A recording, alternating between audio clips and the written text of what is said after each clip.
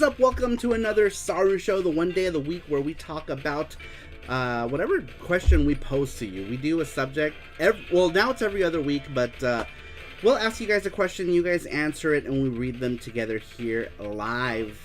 But let's go ahead and take a quick look and see who is here before we get started. We have 11 people in the house. We have Sasquatch in time. Hello, Sasquatch. How you doing? Long time no see. Scruffy looking RGB. Alberto's here. Buenas. Ring Fit Master. Sweet like sugar. Banky Aoshi. GT Beakerman. GT Beakermans. I'm Borderline. Famicom Collecting, Destructo Disc, Arcade Games, Ring Fit Master, and Marox, and Markdell is here. Welcome in, everybody. All right. If we missed you, we're sorry. Yeah, if we missed you, we're sorry. Thank you for waiting. It took me a while to get this guy finished. This guy. I was working on this guy, Kabuki Danjuro Charm. Kabuki is from the Far East of Eden series.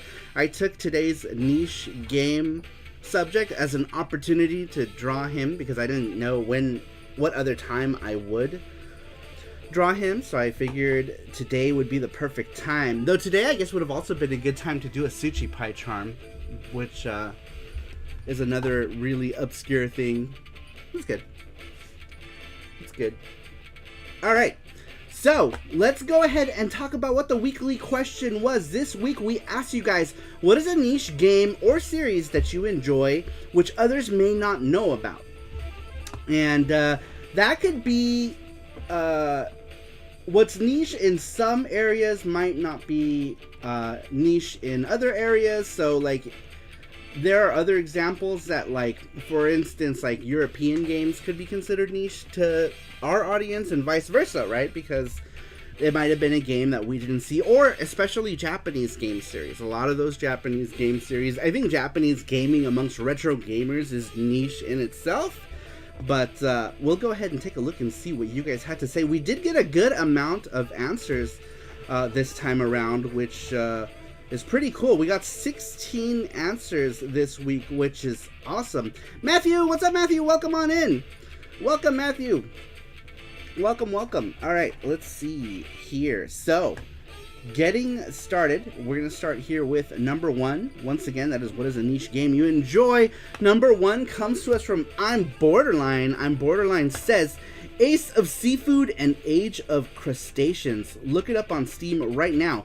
It is fish and crustaceans that shoot lasers and battle to the death in the ocean. Oh, yeah. It is God's gift to us, and we all need to play it. What? What is that? I've seen that one. Is that deal with the crabs with the knives and they were No, that is Crab Battle or something. Yeah, that's on. I wanted to get that on the Switch. I actually forgot about that.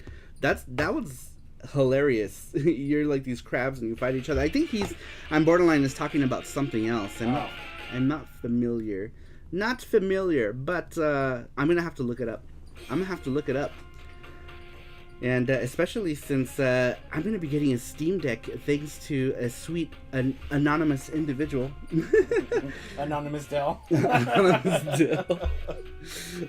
Let's see here. Let me just check to see if I missed anybody. Ace of Seafood is also on Switch. I'm curious. Give me 1 second. Let me take a look and see what Ace of Seafood is.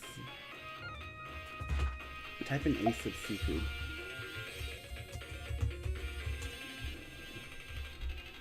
Let's see. Gameplay trailer. Oh, it's on PS4 also. Very cool. Violence, blood. Oh, okay. It's like cool. Oh my gosh. What the hell? This is the real Darius. This is Darius IRL. And Echo. Huh. Pretty cool. That's interesting. Buy the Steam Deck. Oh, Sweet with $20 says, I'm missing Vegas already. Just come back. Bring Mark with you. We'll go back to round one. Round one, and we'll eat all of the sweets. All of the sweets. Sweets for sweets. Let's see here. Martel says same or just missing good friends. All right. We're gonna have to do. We'll do a mini Saru meet. Mini Saru Meet 2023. SaruCon. Mini SaruCon 2023. At round 1. Around 1. And then we'll go eat. I'm sure Elvis will want to go back. Grupo Niche, dice Alberto. Saru Meet 2023. Saru Meet. Man, there's Panda just spilled the beans on Anonymous. Ace of Seafood. Okay, Sasquatch. Ace of Seafood. Okay, Mark, we need to go back next week. That's really sugar. Yes. You need to go back ASAP. I'm trying to situate this to where I'm not... I guess this is good enough. We'll sit here. We will sit here, Panda CheetoCon 2023. Oh. Grupo Niche is a salsa musical band. ¿En serio? That's funny. That is funny. It's funny, like, now I'm, like, right in the center, so I wonder if I should move. Yeah, go for it. I'm going to move you over here. The one time. I know, because usually it's, like, I'm on the other side, so I guess maybe, like, how we have our monitor, maybe, or something. Yeah, this is better. There we go. Alright, so that is the charm we're doing today. That is Kabuki Danjiro charm, who is the star of the Far East of Eden. Well, he's not the star, but it's the character that everybody likes. And I'll talk more about this series, because this is the series that I chose to talk about as one of the niche series that I like. But I feel like I like a lot of them, but I feel that this one is a good one that will resonate with a few people here. Let's see. Brian Sibley, what's up? He says, I just finished beating the tape boss in Paper Mario Origami King. Cool. Awesome. Congratulations. Mackenzie says, I'm too scared to go to Vegas now. If I go to Vegas, I fear Jesse and Zara will forbid me from leaving alone. Who says? Ringman Master. Oh, Mackenzie. We'll just feed you. We like to eat. We like to eat. Let's see. Almost all of Saru's favorite games are niche to me, says Mark Dell. Yeah, I think to a lot of people, not just you. I like a lot of weird shit. Just pick a random game. Here it is. Yeah, here it is. Niche. All right, number 2. For those of you who are just coming in last week, we asked you guys, what is a niche game or series that you enjoy, which others may not know about? Number 2 comes to us from CyberGirl007. CyberGirl says, I would have to say Monster Party, Iron Tank, and Mylan's Secret Castle. All 3 are for the NES. I would also have to say Ghost Trick, Phantom Detective for the DS, says CyberGirl. Wow. That is actually a pretty good answer.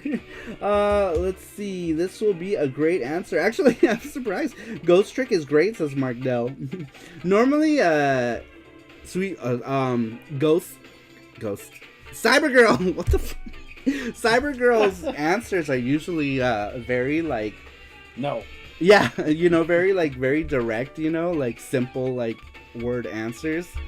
But, yeah, that was, so yeah, Marok says, that's a fairly long answer for CyberGirl. Well done. Yeah, we're all thinking it. Her answer to the end, yeah. Huh? Matt Roach, yeah, because CyberGirl kept adding stuff, so I fixed it a couple times. Oh, that's funny. At first it was just like that first line, and then CyberGirl, she kept saying, hey, I need this. I'm like, okay, this. Yeah. Like 3 times. Famicom Collecting says Japan on PC Engine is kind of niche. Actually, it's funny because I don't have Japan, even though, like, oh, what does it say? You are my... Let me move the alert box. How do we move the alert? That's alert box. Is that alert box? Did I click on alert box? No. That's it, yeah? Let me put you... there we go. On top. Oh, did I not move it?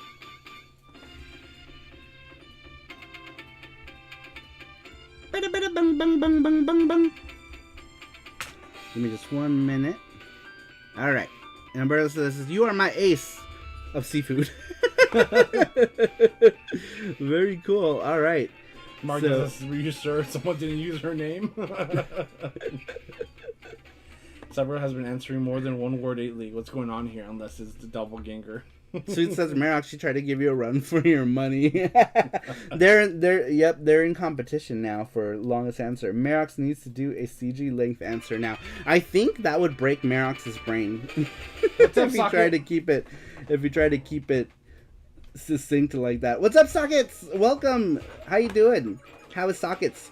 Cybergirl has been answering more than one word lately. What's going on here? Unless it's a doppelganger, says Mackenzie. Mark does this. What is this music?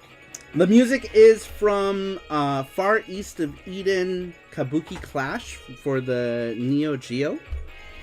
Oh, you just reminded me. I should grab that.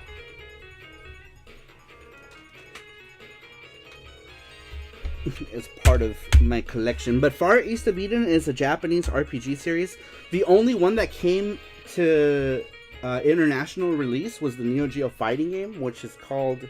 They called it Far East of Eden Kabuki Clash. But in Japan, it's called Shinden. Or like New Destiny, New Story. I don't know.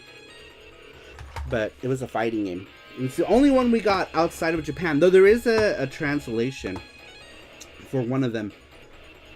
Mackenzie says if Merox does a single word answer, I would think it's out of season, April's Fool's Prank.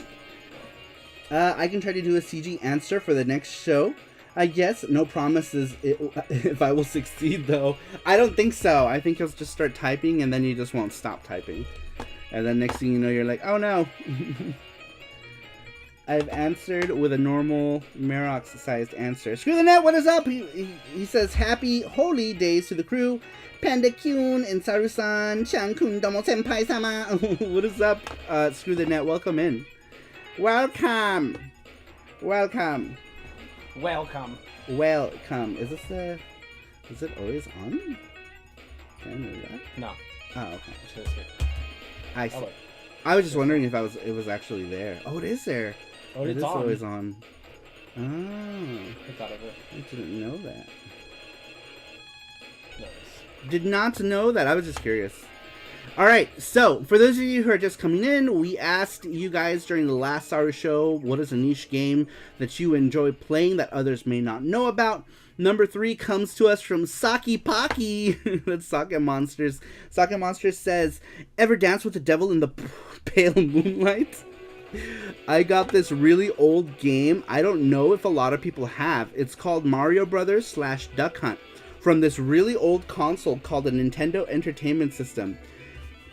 Has like 2 games on it and a fucking gun. Unsure why one of the games didn't work with the gun, so it must be broken. Anyway, you shoot ducks for an evil dog or something. It was the outlaw days where parents didn't care about their kids, I guess.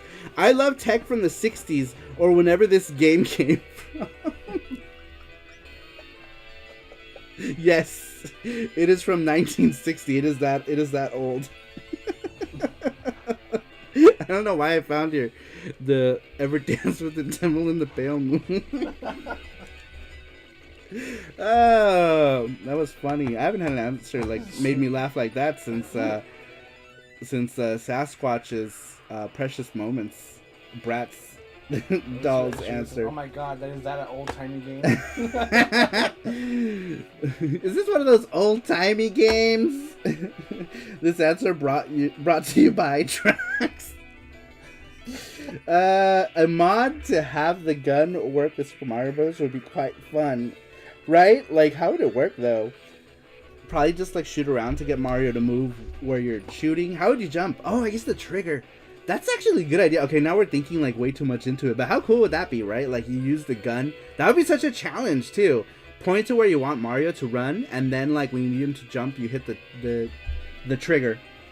A perfect description of a Mario encounter. Duck Hunt. What is this game that you speak of? Shoot the dog! I think everyone always wanted to shoot the dog, right? Like the dog's like the one you always want to shoot. Cerulean is here. What's up, Cerulean? Welcome in. Welcome, welcome. Famicom Collecting says it could be like Gumshoe. True.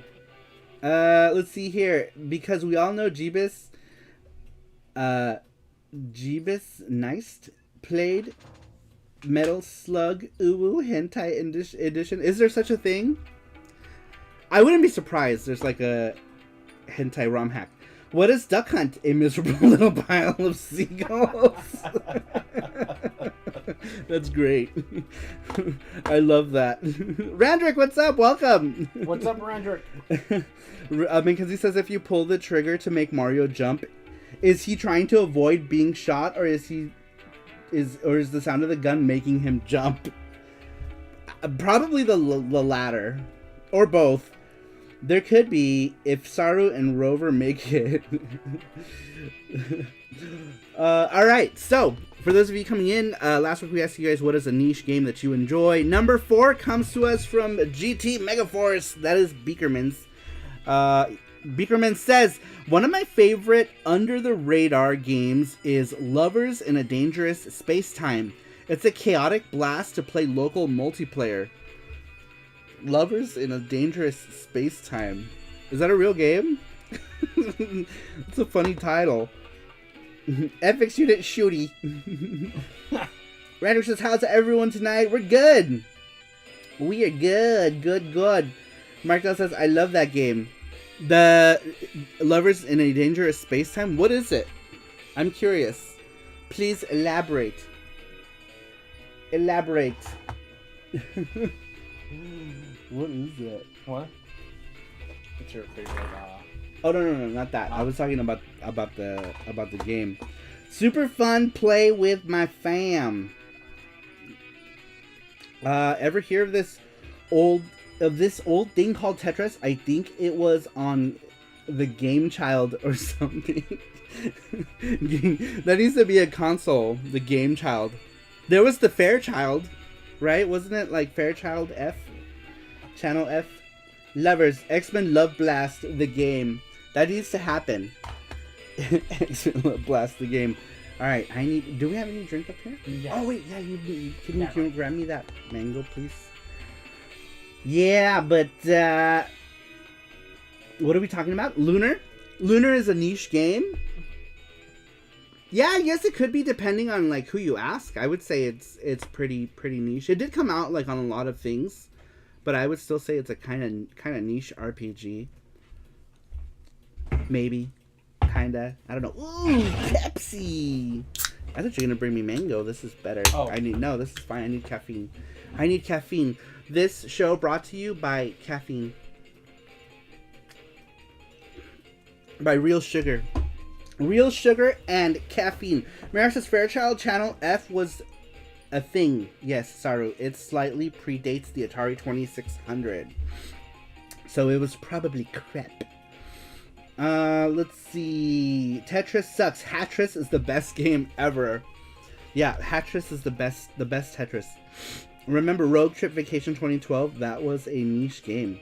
Sorry for bringing X-Men 2 Love Blast loving all over again. Loving all over again. Or each other. Alright, next one comes to us from Randrick. Randrick says, I'd like to say East, but the series is much more popular than it used to be. I still consider it a niche series, though. Another series I'd like to think is pretty niche would be the King's Field series, says Randrick. Yeah, I would agree on King's Field. But also East, I remember always talking about... I think East was always really niche until recently, now that like a lot more people know about it. I would be less inclined to say it's niche, but... yeah, back then, I would certainly say it was super niche. Like, a lot of people didn't know about East. Unless you were, in that whole thing. Nice watch. Ah! You can see, yeah, it's my Saturn watch from the Gachapon. Made for children. I could only get it over the first loop. And I have, like, child-sized wrists. So... anyone who has like normal size wrists wouldn't be able to wear it, because look where I have it on the very last notch, and it is super tight. So I don't know if they made these for children, but what fucking child is gonna be like, oh my god, a Sega Saturn watch? You know what I mean? Like, I don't see children clamoring for it, but look how tight it is. It like barely fits my wrist, and I have small wrists. I don't have large wrists. I have small wrists and fairly small hands. I can touch my thing. Kids love the Sega Saturn. Like, kids are like, oh my god, I need to go play some Virtua Fighter right now. Destructo just says, Switch kinda pushed the popularity of East because every good game for that system gets covered and loved by many YouTubers. Yeah, I would say that. I think, honestly, yeah, the Switch helped, but I really think that it started with the PS4 version of, what's that fucking game? East 8? Lacrimosa of Dana.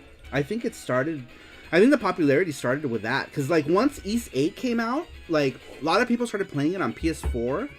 And East got a lot of coverage because of it.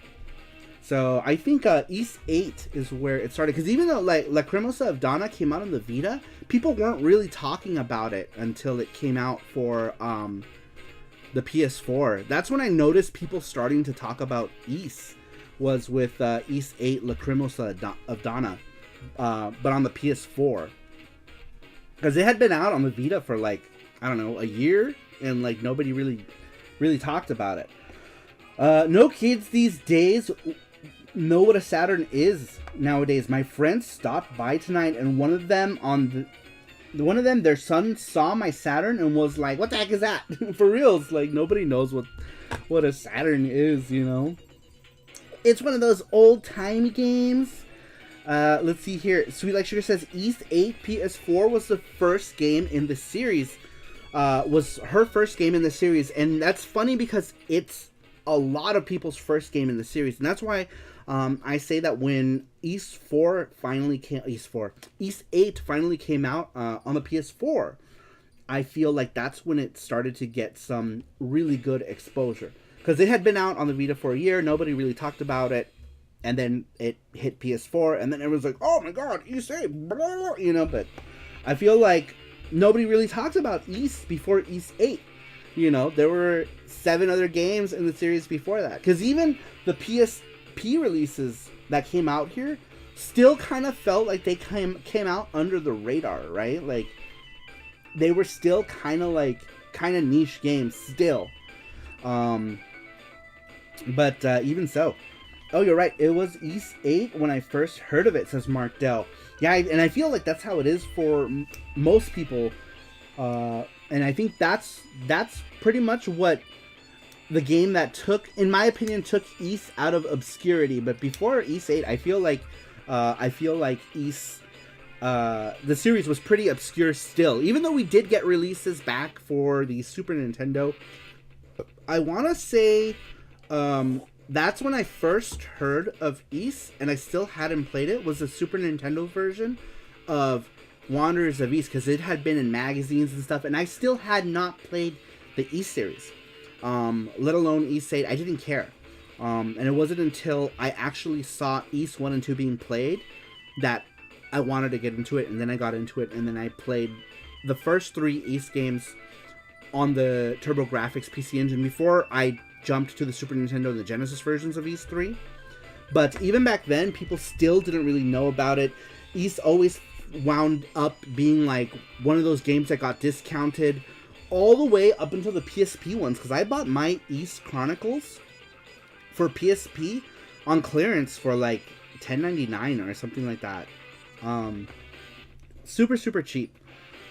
Let's see, what have I missed here? Anybody here play Contact from the DS? Fun little game from Atlas, says Socket Monsters. Contact. I've never heard of that. Beakerman says, my mom knows what a Saturn is. She used to drive one. So many Atlas handheld games, so sweet like sugar. I played Contact. The doggy is cute in it. I've never heard of it. Sorry, I feel freaking weird. We got our flu shots yesterday, and we have been feeling like super weird, and like I've been like getting like random fevers, and then my nose was like shut, and then like our throats got all fucked up. So yeah, we're all weird today. Today I got dizzy. I was like, oh, like I felt like I was dying. Hey, did you see how much East Chronicles is going for on eBay now? No. What's it going for? I'm actually curious. That makes me sad though, because I never got the collector's East Chronicle. I only got the just the game itself, and it's the only one that I don't have like in the collector's edition on the PSP. And these vaccines are nothing nowadays. It's so powerful. They fight life itself. I know. I'm hoping that it'll keep me from getting real sick though. So, I wish I had gotten the flu shot before I went to Mexico because I got so sick that last time I went to Mexico. Nah. Esos caramelos para los resfríos no son buenos. ¿Cuáles caramelos? Hay varios. ¿Qué onda, Shangri-La? ¿Qué tal? ¿Cómo estás? Mackenzie says, I definitely understand why people don't see it as the best in the series, but I really enjoy East Memories of Celceta on my PS4. It's like the beefed up version of the same game on the Vita.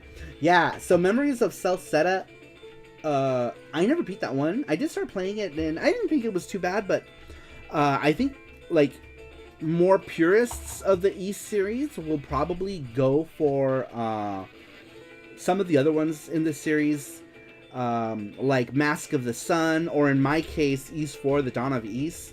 Memories of Celceta is East 4 remade. So it's like a remake of a revision, how do you say it? Reimagining of a previous East game. However, Falcom did come out and say that the PC Engine East is not canon, even though it was the first East 4 game. The first East 4 game to come out came on the PC Engine, but later on Falcom said, no, it's not canon because we didn't make it. So, new canon version is East 4 Mask of the Sun, because they made that one, right? And then, when Memories of Celceta came out, Falcom's like, oh, take backsies. Memories of Celceta is the new canon version of East 4. It's like, what the fuck? But yeah, Saru is just popular and some people just can't handle that. What are we talking about? I got both shots a few weeks before Vegas and felt like crap last week, so I don't know if it helped me enough, says Mark Dow. I feel like sometimes it's hit or miss. Trolls are coming hard today. Ah, is that what's happening? Well, thank you moderators for making it so that I don't see it, because I have yet to even see it. So thank you mods. Let's see here. Sounds like it's a time traveling nightmare. Mackenzie says, Saru, I'm so mad at myself for not buying East 8 on Switch physically when it released. I believe it released shortly after the Switch launched, and nowadays North American copy is hard to find. Is it really? Huh. That's interesting. Trolls are helping add to the viewer count. That is true. They are adding to the views, so that's okay. I wish they'd hit the like button though. Speaking of which, if you guys want to go ahead and hit the like, someone just did. Thank you. If you guys want to hit that like button, go ahead. I always forget to ask people to hit the like button because I never remember those things. I never remember like the algorithm things or blah blah blah. Don't forget to clap the like button, says Randrick. Yes, thank you, Randrick. I appreciate that. Famicom Collector said, lol, I just did. I think yours is the one who I saw. But yeah, it does help. It helps people see these lives when they come up. Smoosh that like button and subscribe. So screw the net. So Lewis says, I haven't got around to opening my PS Vita copy of East 8, but I have it on PC, so guess there's no need.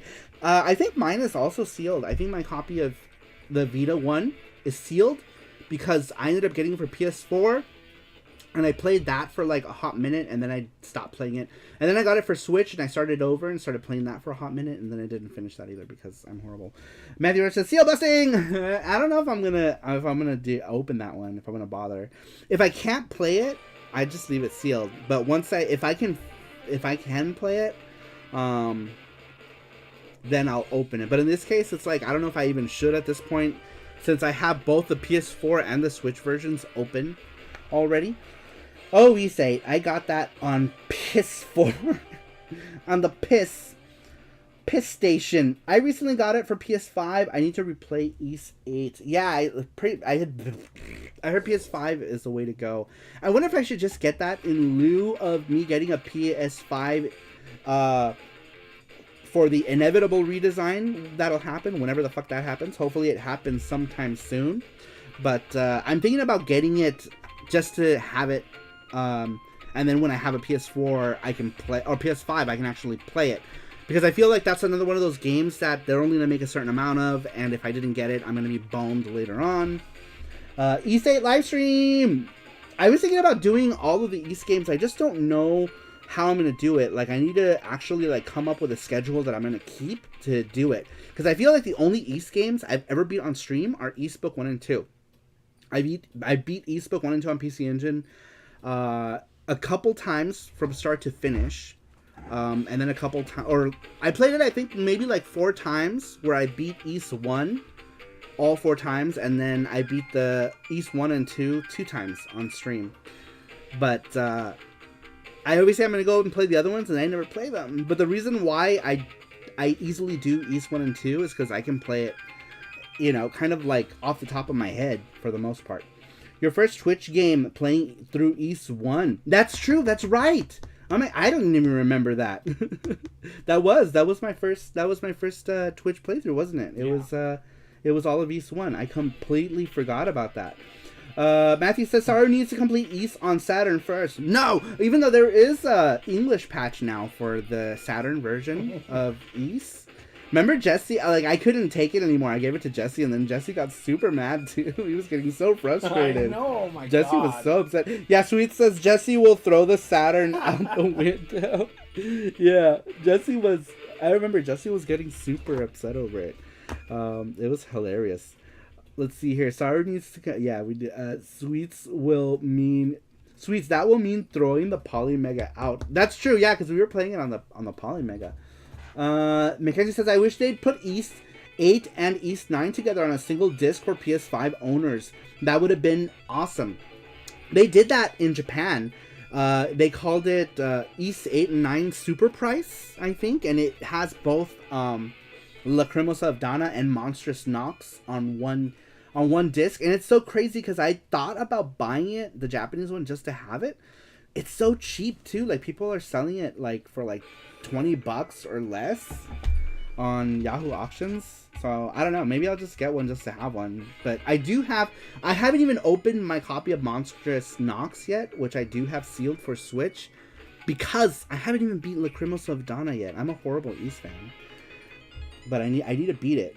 There's a lot of East games. Let's see, I beat East 1, 2, 3, 4, and the only version of 4 I beat was what is that fucking East game called? Dawn of East for PC Engine. I haven't beat any of the other East games outside of that, other than some of the new ones like Origin. I beat Origin using the main girl, and I beat 6. 6 was the first of the newer ones. So I haven't beat 5. I haven't beat 8, and I haven't beat 9. So that's 3 East games I have yet to go through. Let's see here. Jesse, don't throw the Saturn out the window. Here, you can have my Jaguar instead. Redrick says, wait, no DS version of East 1 and 2 are also really bad. Yeah, I don't have that one. I don't have the DS version of East, but it looks horrible. It looks shitty. I have some good news. I'm officially moving forward with my apartment search in Clover. Now I have a lawyer. That's cool, Brian. Let's see here. No, think of the innocent Jaguar who never had the chance to compete. That's funny. Holiday livestream Eastathon. I would probably die. I guess it would depend if, like, I could take breaks during it. But, yeah.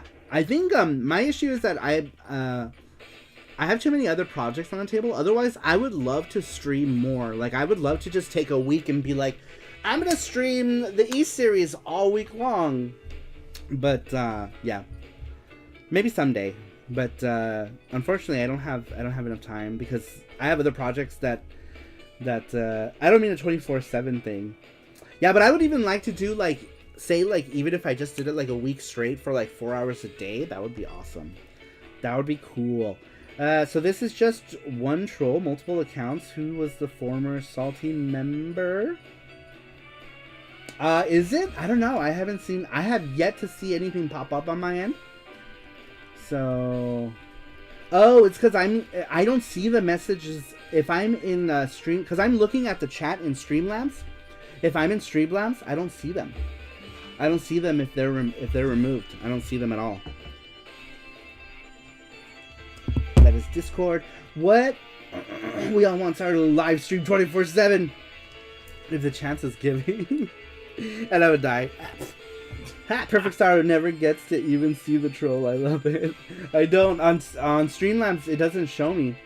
Unless the person is not taken care of, then I think it will pop up. But I have yet to see even a single message. Yes, same persistent troll. I mean, when you've got all of this, you know, like, how could you resist? How could you resist? I never have played an East game. What should I start with? I think it's important to start from the beginning of the series. However, if you're going to start from the beginning of the series, you don't necessarily have to start with the PC Engine one. You can start off with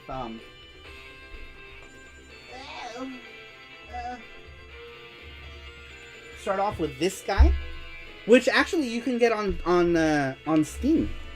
On Steam for fairly cheap. East 1 and 2 Chronicles. I think this is always on sale on Steam. I would start off with this. East 0 for chronological order to start off with. No.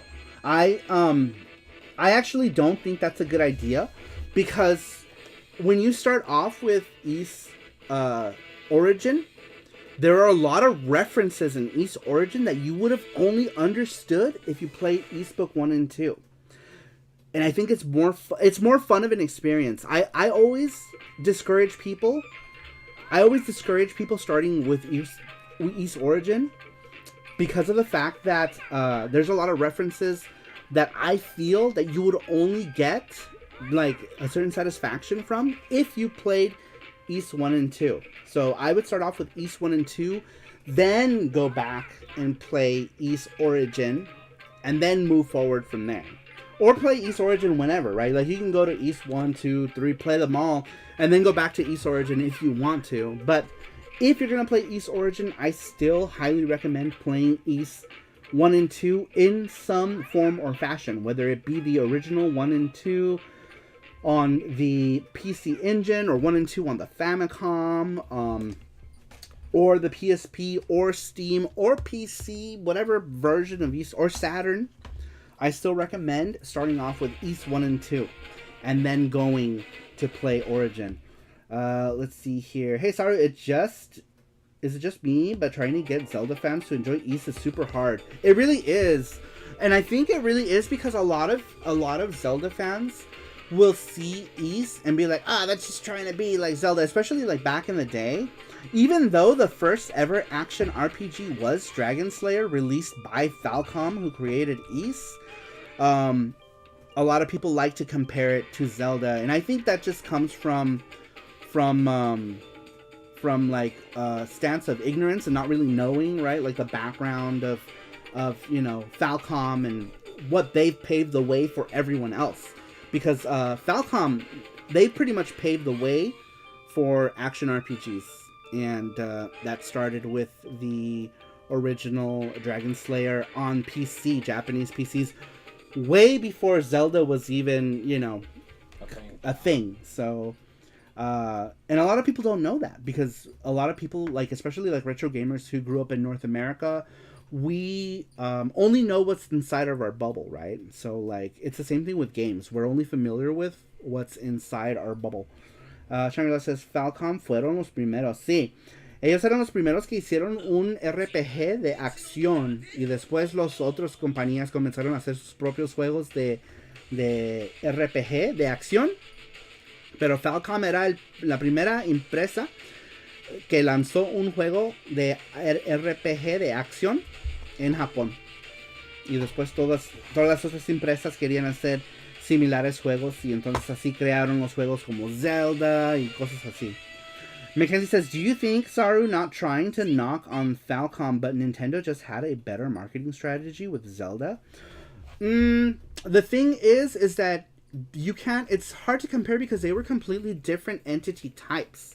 When Zelda came out, Zelda was being released by a company that's focus was on the home console gaming market, while Falcom only really had experience making PC games for the Japanese PC market. So it's not really a questioning of like the type of marketing, but the type of audience. You know, Falcom was making games for a very specific audience, and that's also the main reason why we could only go by what we know, right? Because we don't know beyond our scope, because that's what was given to us.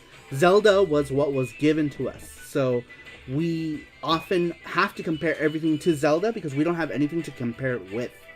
But Falcom, during that time when they created Dragon Slayer, they were a fairly new company as well. They've only been around for a few years before, like a couple years before that, and so they didn't really even if they had the money to, or even if they wanted to market. Matthew, thank you for the $20. Is one Far East of Eden charm, says Matthew. Thank you so much, Matthew. I appreciate it. But even if Falcom wanted to market East or anything, right, they really couldn't because they didn't have the money to do so. Where Nintendo, you know, they by that time, Nintendo has been around for many years, so it's a difficult. I don't think it's fair to compare them because I feel like they're just two different entities focusing on two different markets completely, right? So I think that's what it is. Let's see here. If you want to understand JRPG's history and how it started, read A Guide to Japanese Role-Playing Games. Cool. Is that like a book? I'm curious. Before Zelda was a glimmer in Miyamoto's eye. Before Zelda was even a twinkle in Miyamoto's nutsack. Falcom... Oh yeah, I already read that. Most Zeldas aren't action RPG, though. They're action-adventure games, although that might be a matter of definition. Let's see here. If you want to... Nintendo did try to position Zelda Ocarina of Time as an RPG at the time when the N64 lacked them. Really? They were just trying to like leverage what they had, right? Because what did the N64 get in terms of RPG? Quest 64. And what else? What else was there? Was there anything else? Other than Quest 64? Were there any other like turn-based RPGs on the N64? I don't know if there were. Let's see here. Randrick says, the first Ys game was created to appeal to a wider audience. It was easier to play and to understand. And it was a hit. Yes, Ys is way better than Highlight series. Only $40 away from funding the charms. It's sweet like sugar. Mackenzie says, I'm glad Falcom is still around nowadays. Just don't. Please put Falcom and Konami together ever again. What did they do together? What am I missing? I'm trying to think. Oh, you mean with like Ark of Nepishtim? Is that what you mean? Yeah, because I think Konami published, right? Ark of Nepishtim? I believe. Ogre Battle Ring Fit. I am sure Konami will purchase Falcom. Oh no. I hope not. There was a time where Sega actually had an endeavor with Falcom, and they labeled themselves as Sega Falcom for a while. And I believe Potful Mail was to be the game that was released under this Sega Falcom moniker. And it may have been. I don't remember, actually. I don't remember. Let me see. Hold on. I need to know now. Where's my Pop Notes? Let me check. Let me see.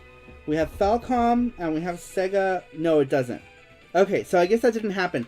But originally, Potful Mail was going to be released under the Sega Falcom moniker. And then I guess it didn't. But I remember, I think even in the Laserdisc that I have, it says Sega Falcom for the company or something. Earthworm Jim PG. Yeah, Paper Mario, Quest 64, and Hybrid Heaven. Those are RPGs I know for the X64. I've never even heard of Hybrid Heaven. Highlight is another series that most people played way too late on in the NES, but the original Highlight was actually a pioneer. They made things easier and also introduced new mechanics still used now. Interesting. It was, if Konami buys Falcom, then they will do to them what happened to Hudson. I know, they're pretty much nothing. They don't do anything with the IPs. It's like, great, good job. Good job, Konami. Along with Sorcerian and Lord Monarch too. Why would Konami buy Falcom? Why would Konami buy Hudson? But I think Konami bought Hudson because they wanted the Momotaro Dentetsu series. That was the eye, or I'm sorry, that was the prize in their eye for Hudson, was Momotaro Dentetsu, which is the Momotaro train game. Momotaro is Peach Boy in Japan, and there was like a train game of life, or whatever the hell you call those fucking games, and it was super popular in Japan, and Konami wanted that Momotaro Dentetsu money. We will end up with East Pachinko machines. We have East Pachinko machines, actually. There is an East Pachinko machine, and we got to play it.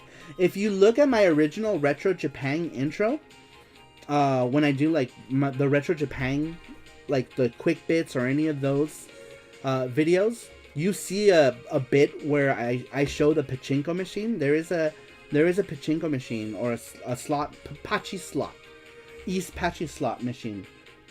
Konami will buy Falcom for new pachinko machines.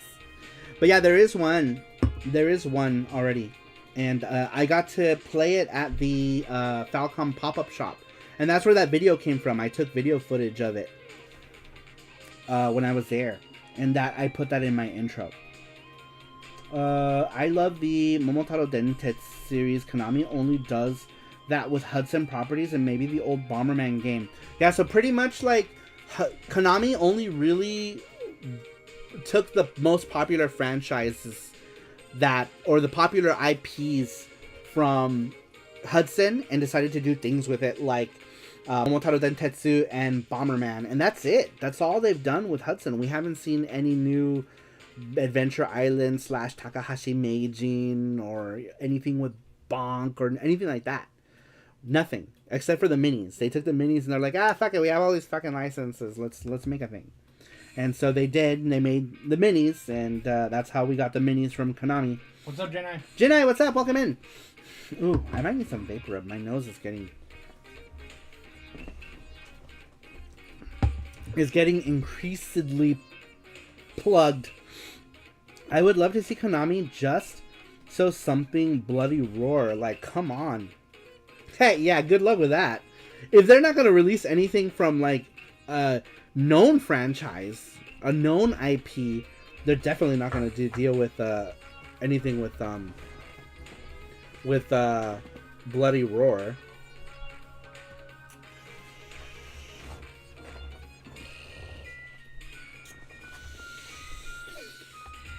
Breathing. Breathing is nice. I would love to see Konami just do something with Bloody Roar. I know. Maybe someday. Someday they'll do something. There we go. There we go. Pikachu is my friend. Pikachu is my friend. Off camera, we gotta get you upgraded to a neti pot for congestion relief. I don't know. Like, is that like where you like take the thing and you like pour the water into your nose, and then it goes the other and side. you pass it through your other nostril and then out of your mouth and other orifices? Neti pot on camera. Neti pot on camera. It's horrible. I know. And works great. It's terrible and it's efficient. We gotta get a small ring with a hidden compartment. Fill it with Vicks Vapor Rub. Yeah, I might still need Vapor Rub, actually. Let me get Vapor Rub. Sorry. I think my nose is like swollen? Yep, those things. It's relaxing and I got used to it. Never heard about a neti pot before. Yeah, it's weird. Like, sometimes you'll go on like those shopping channels and they're like showing how it works. I was like, oh, it works great or whatever, and like some fucking lady is like pouring a fucking tea kettle into her nose. That's Sleepachu, though. I know, he's so cute. I saw him in Japan. I was like, oh, you have to have him. He's adorable. Adorable. Okay, give me 1 second. Let me just put some vapor in my nostrils. Charming, I know. Ah, much better. Much better. All right. Next one. Let's go back to completely like off the rails. Back to the weekly question we asked you guys. What was the weekly question? I forgot. Something about niche games. Which is a niche game or series that you enjoy which others may not know about? Number 6 comes to us from... it's gotta be Merox. Yes, Merox. When an answer spans across multiple pages, it usually means it's a Merox answer. Alright. Actually, I might need to blow my nose. Give me 1 second. I might need to blow my nose. Ooh. Sorry about that.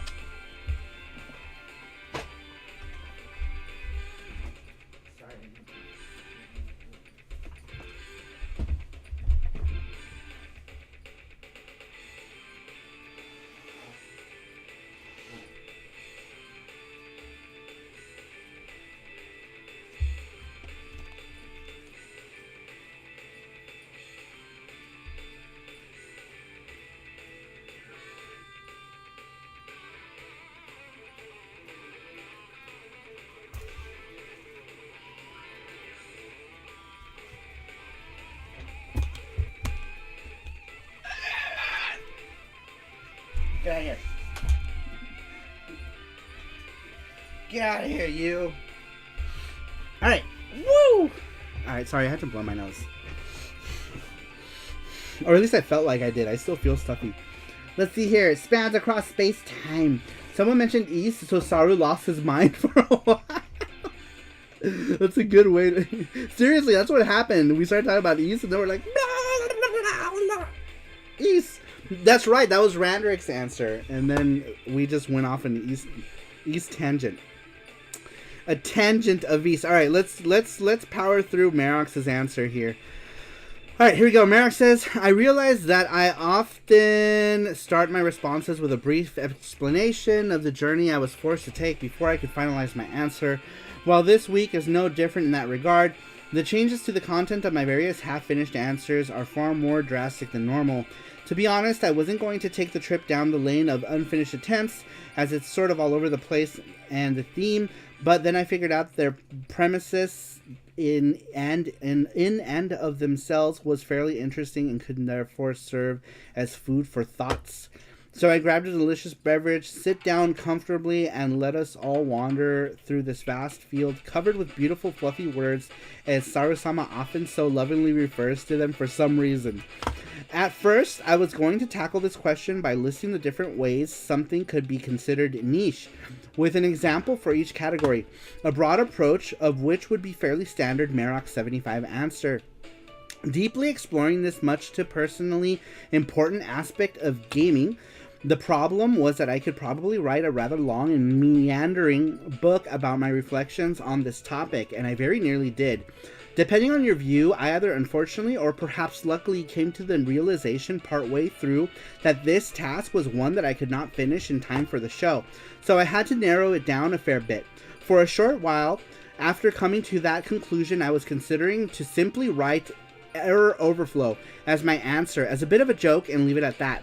But I didn't like the idea of giving up. The question is much too interesting, and the succinct battler is no quitter.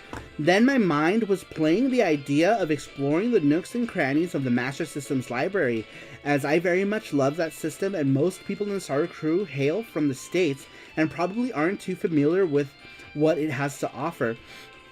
The sub-theme of that answer was going to be a bit more specific than the first idea, focusing on the concept that while something might be considered a niche in one part of the world, it might not be niche in the other. That's what I was saying earlier, that, you know, like some stuff is niche to us if it comes from somewhere else.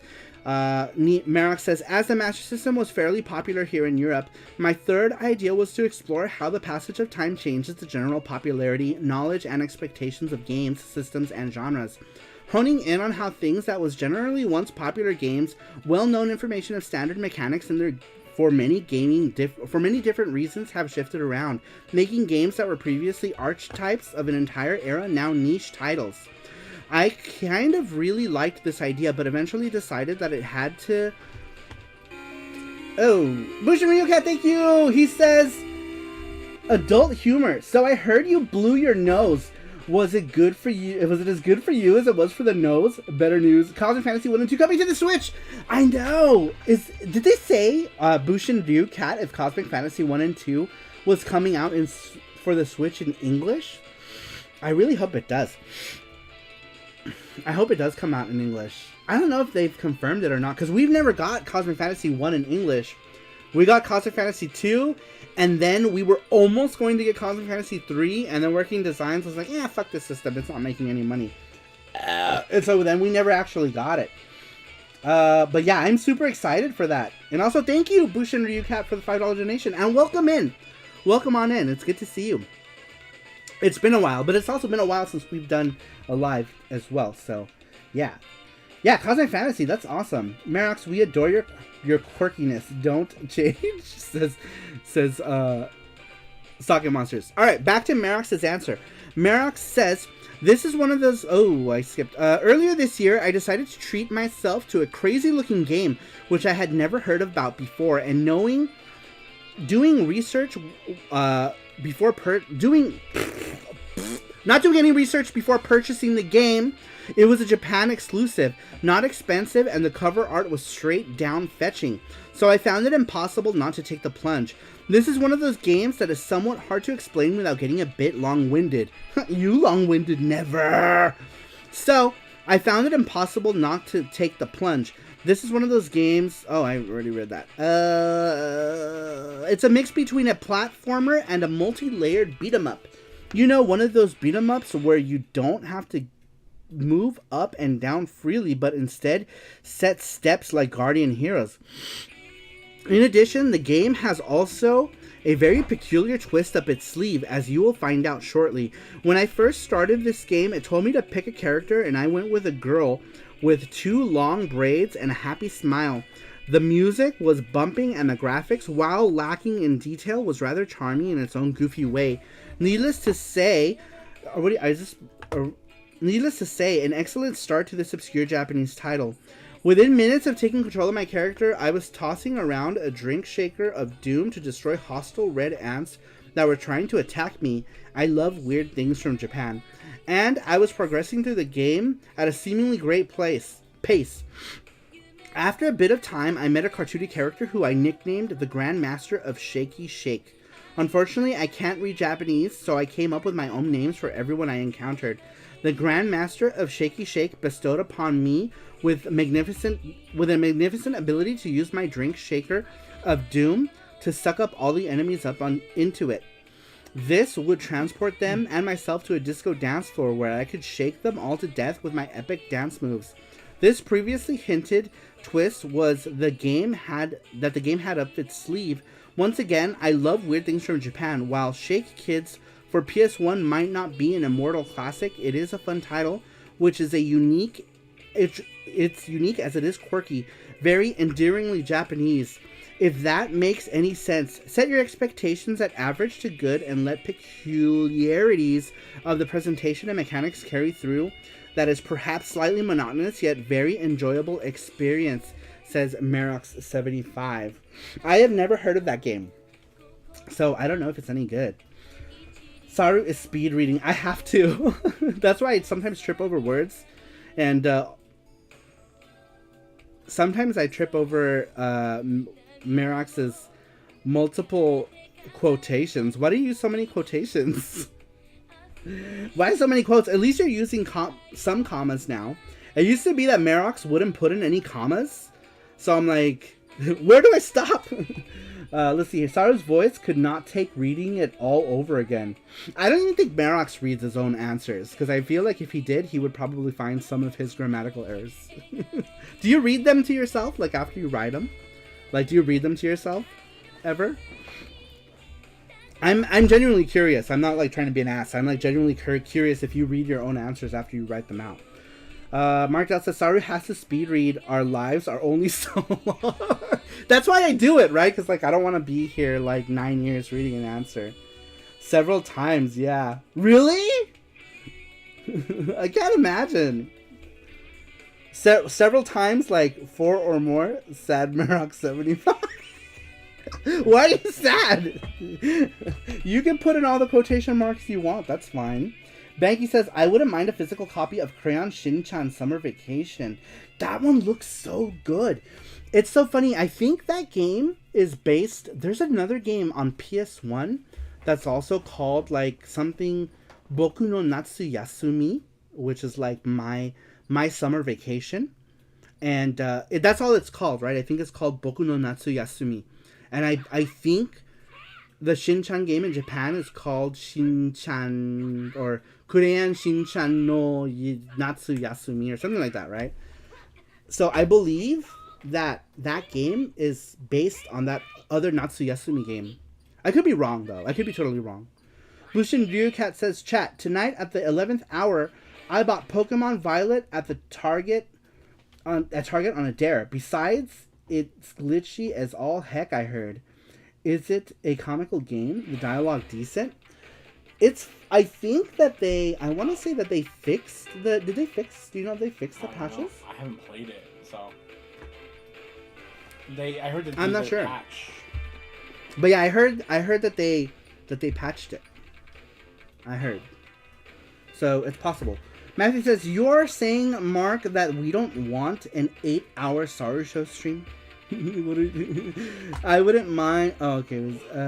Let's see here. Could Merox ever go on Jeopardy, answer within the time limit, or write enough in the space for Final Jeopardy? So Sasquatch. Socket says, Merox, put a bunch of commas and periods at the end of your story and say sprinkle them in as you wish. Let's see here. Tim Rogers reviewed Boku Natsu Yasumi. Tim Rogers. Why does it sound familiar? That sounds familiar. I'd love an 8-hour SARUSHOW that started 8 hours earlier. It would have to, right? Because if we started at our normal time, it's an 8-hour show, we'd end at like 6 in the morning and like 10 a.m. for Mark and everyone else who is in that time zone. I'm staying away from Pokemon. I refuse to pay full price for a game to be a game tester, not doing it Nintendo/Pokemon Company. Yeah, I feel like this release was probably like the most rushed, right? Pokemon game. I feel like there were a lot of issues with this one, so like I don't know. All right, moving on. So last week we asked you guys which is a niche game or series that you enjoy, which others may not know about. Our next answer comes to us from number 7. Didn't leave a name, but this person said Eternal Sonata for the Xbox 360. Never understood why this game was not played more or why people dislike it. Man, yeah, Eternal Sonata. Holy shit! It's kind of sad when you think about it. But I had the PS3 version, which added like an extra scenario and an extra character. Xbox 360 as well. Oh, did they? They both had different characters. Right, but didn't the Xbox 360 version come out first? Yeah. And then the PlayStation version came out with an extra scenario and an extra character? Yeah. Are you saying that they put those extra scenarios that were in the PS3 version back in the 360 version? Oh wait, no, you're right. Okay, yeah. I'm sorry. Yeah, so the original game, Twinkle Bell, as it's known in Japan, I love Eternal Sonata way more for a name than Twinkle Bell. But Eternal Sonata was made by Tri-Ace. For those of you who know Tri-Ace, they made the Valkyrie Profile series of games, Valkyrie Profile Samaria, and then there's a new one which I still had yet to even play. But I don't think I have my PS3 version of Eternal Sonata still. Do I? I don't think I do. I think I sold it, and I wish I had kept it because I think now it's hard to get. But Eternal Sonata, why? I feel like that would be a perfect game to port to Switch, right? Like especially with like the Switch's graphics not being like the best. I think it would be a good game to port to the Switch. Let's see here. I like this new Pokemon game, but holy crap, most issues by far, says Mark Dell, about the new Pokemon. Let's see here. Let's not kid ourselves. Pokemon Scarlet was rushed to get that Christmas money. Yep. 100%. 100%. That game was rushed to get Christmas monies. Christmas monies. I still had a lot of fun with it. Game graphics are weird, but it's still a Pokemon game, says Mark Dell. Yeah, I mean, Jesse's still gonna get it. He said he was gonna wait to get it, right?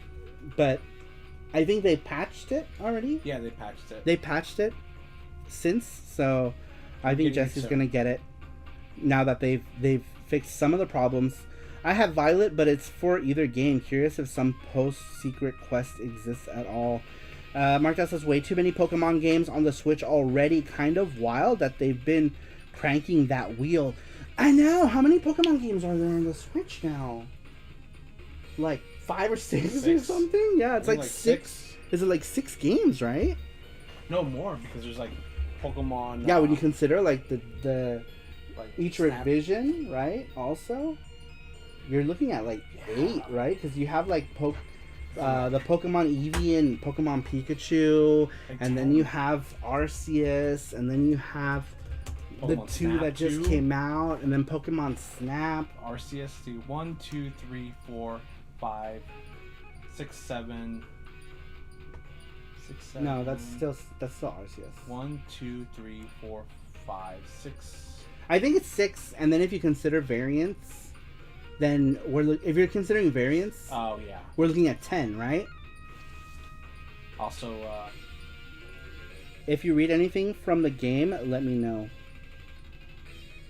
Destructor Disc says, I bought Violet, but haven't played it yet. Started playing GBC Pokemon Gold for the first time.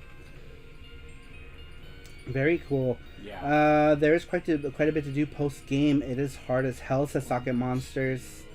Randrick says, despite all of the game sold like 10 million copies in a week? Holy shit. Did it really? It did, yeah. That is a lot. But not unsurprising, right, for the Pokemon series? Excuse me.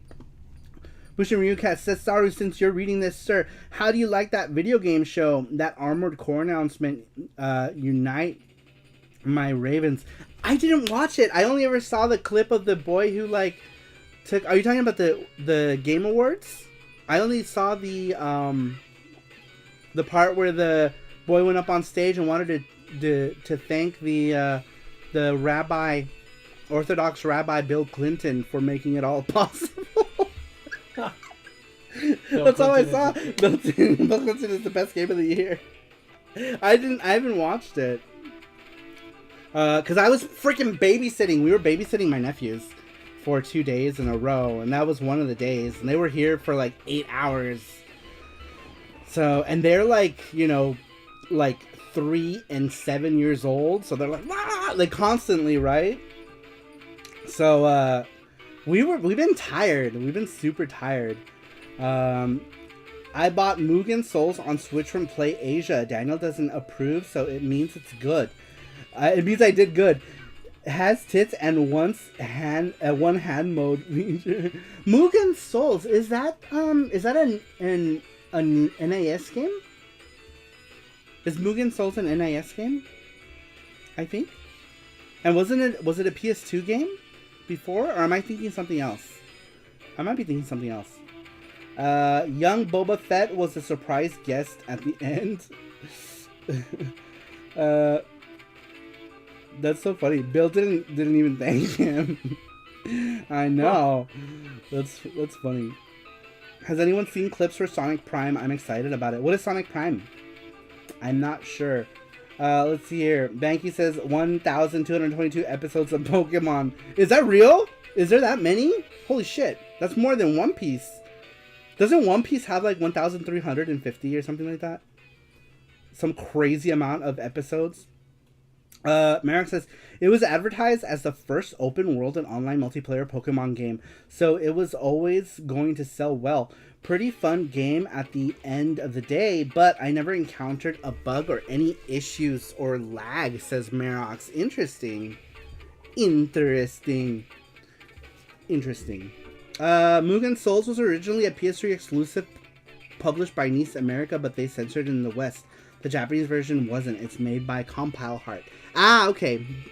Alright, I thought I saw Nice, NIS, the name on that game somewhere. But yeah. Alright. So, next one here. Number 7, whoever you were with the Eternal Sonata for the Xbox 360. That is a game I have completely forgot about up until this point in time. So, good on you for mentioning that and probably sparking some interest in this game for anyone who has not heard about Eternal Sonata. But Eternal Sonata is an excellent game that I highly recommend. It's out for the 360 and PS3. Good luck getting your hands on the PS3 version. I don't know if the 360 version is as hard to get. Obviously, you can get the Japanese Twinkle Bell way easier, but it's in freaking Japanese, so like, good luck. Let's see here. I'm trying to save money for Pokemon Violet. I need $20 for it. Pokemon. Cool. To be fair, the newest season of Pokemon was actually killing it. Mugen Soul started on okay, I already read that. Alright. Banky says Tekken 8 is fire. Next one comes to us from Kitsune-sama. Kitsune-sama says, and this is the answer to which niche game or series that you enjoy that others may not know about, for those of you who are just coming in.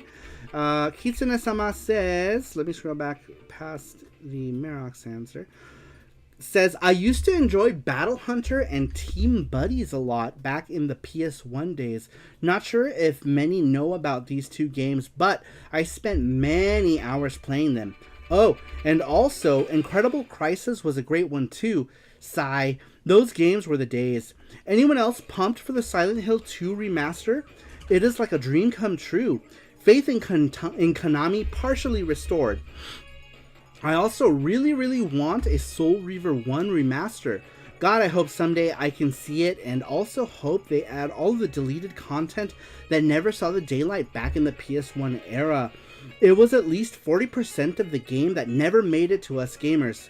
Sad. By the way, did you know that Coca-Cola spelled backwards reads Alakacock?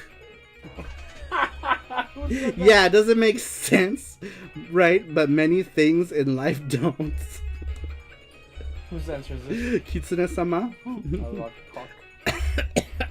Sorry. Alakacock. It sounds like something else if you read it quickly. I like a cock. I like... What is it? Please give me cock. Oh, Eternal Sonata goes for $20 on eBay for PS3. Oh, does it? I want it. Can we get it? Let's get it. Let's get it. For some reason, I thought it was hard to get. I must be... Oh, I'm thinking about Folklore. Folklore is hard to get on PS3. So, the reason why that one, I got them confused, is because I had Eternal Sonata and Folklore for PS3 around the same time, right? Like, they were games that came out really close to each other. Or at least I bought them really close to each other on release. So the game that I'm thinking about is Folklore. And Folklore is amazing. And that's another game that I wish would get redone. Why don't they redo it? That was done by Sony, right? Sony Japan? We're not fucking getting it ever then, if that's the case. But yes, sorry. I was thinking about Folklore, not Eternal Sonata. But I got them confused because I bought Eternal Sonata and Folklore for the PS3 very, very close together. So I got them confused. But the game I'm thinking about is Folklore. I think that one is expensive now. Is it? Or am I just completely fucking bonkers? Power Stone 3, can we get that someday? Yeah, I don't think so. Capcom's not going to give us that. More Power Stone, yes please. Rest in peace. Rest in peace, Power Stone. Because that's never happening. Second, Monsters. Capcom says, sorry, I don't know that. Please try again. Yeah. Capcom's not going to give you a new Power Stone or a new Rival Schools. Get out of here with that. Get out of here with that. Man, so many good, like, franchises or IPs, right? That a lot of these companies are just fucking sitting on. Like, I would say like rival schools for Capcom and Power Stone. Probably Power Stone would do better than a new rival schools though. I think Power Stone is a game that appeals to a broader audience, right? Because it's arena type fighting game that anyone can get into. You don't have to know any fighting game mechanics. You just get in there and just beat the shit out of each other with items and things. I think that's why Power Stone would have a chance if there was a new Power Stone, but yeah, we're not gonna get it. No new Power Stone. Saturn Mirrors. Skies of Arcadia 2. For reals, we got a remake. I wonder if maybe like they're gonna gauge sales and maybe we'll get a Skies of Arcadia 2. Maybe if sales are good enough. I'm glad Capcom at least re-released Darkstalkers on Switch, PS4, and Xbox, even though they barely advertised it. Yeah, they barely advertised it, and then they blame the fans for not wanting to release a new Darkstalkers game because they're like, well, you guys didn't buy the last fucking Darkstalkers game, so you're not gonna get a new one. It's like, people would have bought the fucking game if you would have told us, Capcom. You know, like if they would have advertised it. They did not advertise like at all. Like they did such a horrible job. Folklore, Lair, and Heavenly Sword should have had sequels. I remember playing Heavenly Sword and thinking that the game was kind of shit, but I think they fixed the controls, right? At some point? Because I remember playing that early on and I was like, gameplay is weird. Famicom Collective says Capcom just likes to release the Mega Man games over and over. You know what though? Yes and no. Because they released all of the old Mega Man games over and over, but it took us a while for us to get Mega Man 11. And Mega Man 9 and 10, I feel like were just half-ass attempts at new Mega Man games, right? Because how do you go from the graphics from Mega Man 8 and then go back to fucking Nintendo graphics for 8 and 9? Granted, the games were good, but could we have at least gotten like the Super Nintendo style graphics? Like, why did they have to go back to like the NES graphics? I feel like they went like way back, like too far back. It's like there should have been a happy medium. But I feel like Mega Man 11, even though Mega Man 11 was done in 3D, it was done in such a stylistic, like flat shaded, like 3D to where it looked good, right? It looked really nice. So I would be happy if we got another Mega Man game, like Mega Man 12, like original series Mega Man, and we got a Mega Man 12. If they reused that engine from Mega Man 11, I think that would be fine with me. That would be just fine with me. Let's see here. We also... Oh, that's my thing. The Chibi Mega Man on PSP had cool graphics also. Yes, Mega Man Powered Up, or Rockman, depending on which version you had. I had both, and I ended up trading Rockman for 2 Neo Geo CD games back in the time to a person named Kit on the Neo Geo forums. I traded so many PSP games to this person. It just brought up like random memory. Let me not get sidetracked. But yes, the Chibi Mega Man game was awesome, and I thought we were gonna get like all the Mega Man games, right? Like, how cool would that have been? Like Mega Man Powered Up 2 and at least 3, like 1, 2, and 3. Would have been so cool. But we only got 1. It's like, Capcom, why would you do that? It's like we were totally teased with that. C'est la vie. Sasquatch says, I like the old feel of Mega Man of 9 and 10 since I never really got into the X series past X and X4. Yeah, I mean, I liked it too, but like Mega Man 8 and 9, like, did you play Mega Man 8 and 7? Like, I really liked how we went from like Mega Man 7 to like, you know, those 16-bit graphics for Mega Man 7, and then Mega Man 8 was even like cooler graphics, and then they took that same kind of graphic style from Mega Man 8 and they made Rockman and Forte, or Mega Man and Bass as it's known in America, and I really liked that style. What are we talking about? Merrick says something about this discussion about Capcom games / franchises we want them to revisit sounds familiar. Also, won't re-release Rockboard at some point. Rockboard? I don't think Rockboard's ever gonna come out in another way. That's the only Famicom one I'm missing is Rockboard. I have all the Mega Mans, but I'm only missing Rockboard. So I need Rockboard. If anyone has an extra copy of Rockboard, I want it. I want it! I want it. I will buy it from you, but I need it. I need it to fill my Mega Man, my Famicom Rockman hole. Let me put you guys back here.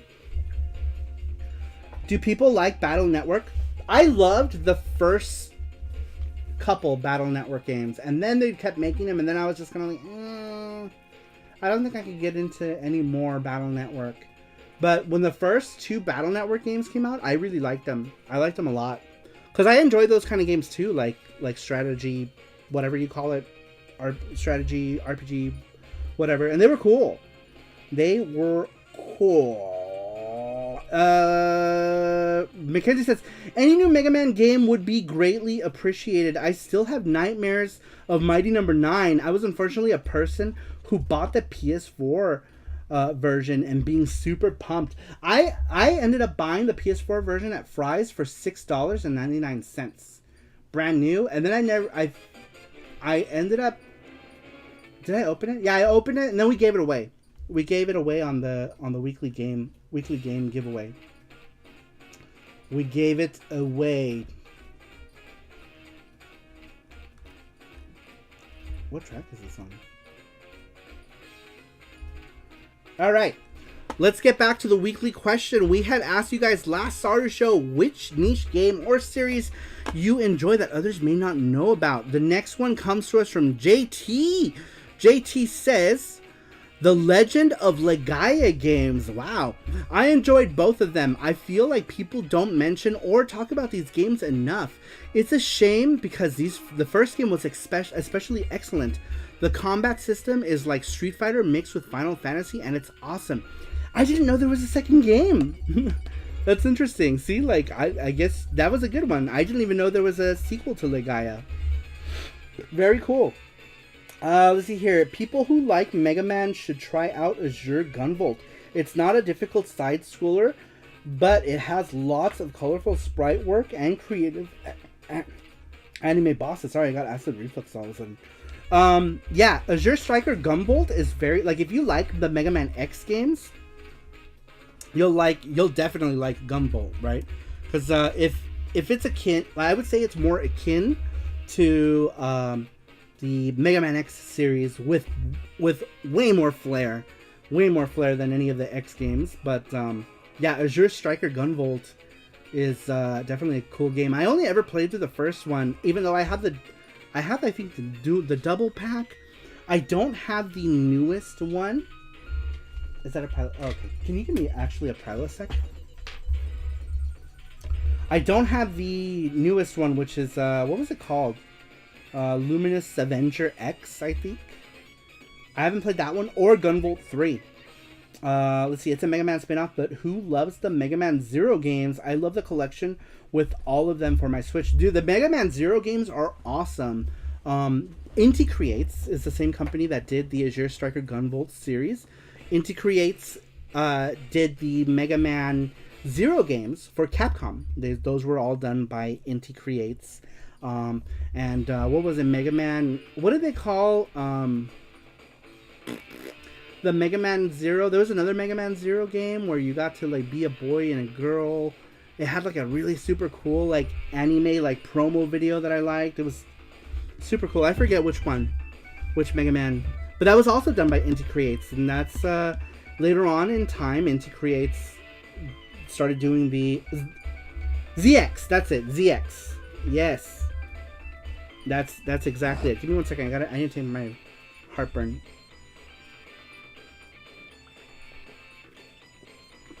My acid reflux medication. Ooh, excuse me. What are you guys talking about? Mega Man Network Transmission Hero theme is actually an instrumental version of the Mega Man NT Warrior Japanese opening theme.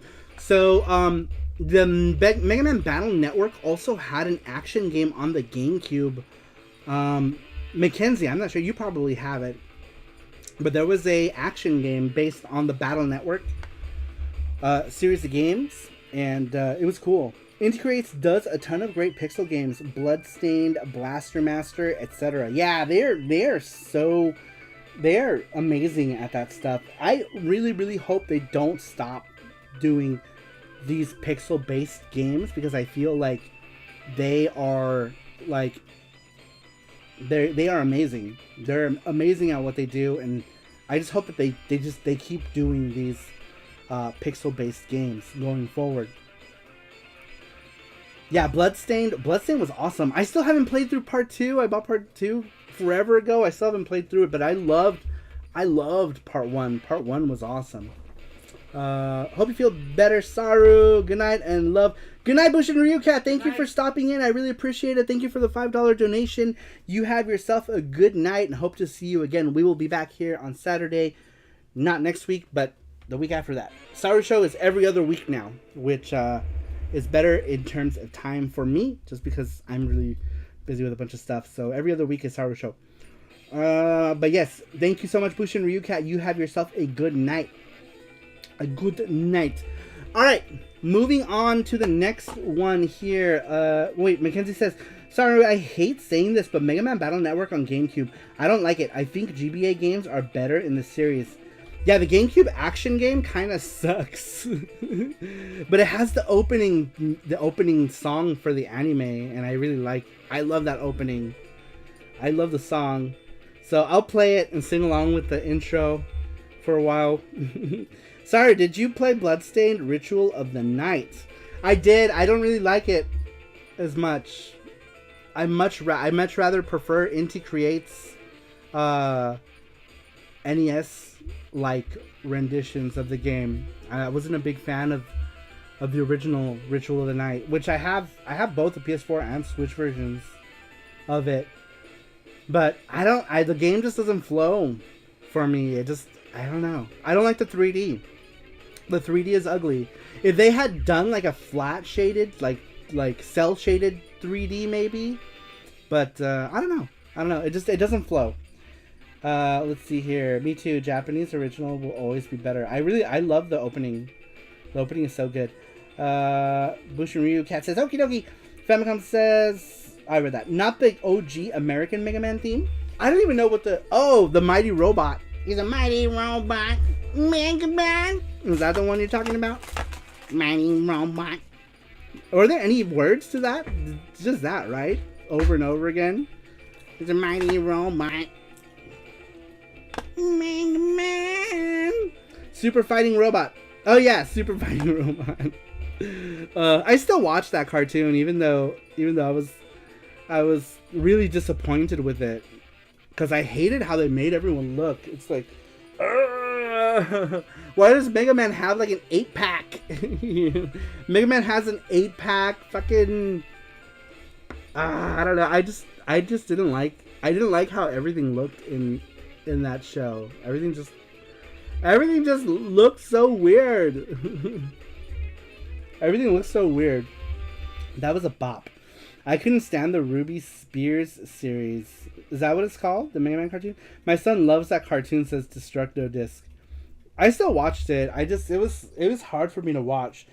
And then later on they released like what they proposed the show to look like. And it looked way cooler. And I guess like they showed it to whoever the execs were, and they were probably like, no, this looks too fucking Japanese, and they like changed everyone else. It's like Mega Man he needs to be ripped. He needs to be ripped. He has to have small, tiny little beady eyes and a giant helmet. It just looked weird. Curse of the Night is the 8-bit. Curse of the Moon is it Curse of the Moon? Curse of the Moon, right? Was the 8-bit one? Let's see here. Why Mega Man looks like a teenager when he was supposed to be a kid? Dude, he looks like a man. He don't look like a teenager. He was like a straight up. Well, I mean, his name is Mega Man, right? So I guess maybe the TV execs were like, you know, his name is Mega Man. Why does he look like a fucking child? So maybe that could have been the thing too, because usually like the people who are approving like this kind of stuff, like they don't grow up with this stuff. They don't play video games. Isn't Mega Man a robot? Mega Man's a robot, right? But like the original Mega Man, you know, Rockman or whatever, Rock is supposed to like he kind of has like a childlike, you know, thing. It's like they're like, you know, kid robots who are brother and sister. Oh, I see. You know, and or many brothers in one sister, because all of the original, you know, Mega Man characters are all brothers, right? Yuri says, greetings from Artemio Urbina fandom. Jejeje, ¿qué onda? Bienvenido. Artemio es una leyenda, una persona maravillosa. Maravillosa. Y lo conocí cuando fui a Retro Game Fest y es una persona increíble. Good night, Randrick. Good night, Randrick. He's just heading out to bed. Have a good night. Good night, Randrick. Thank you for stopping in. You have yourself a good night. Destructo Disc says, as cool as Mega Man is, his name is kind of lame when you think about it.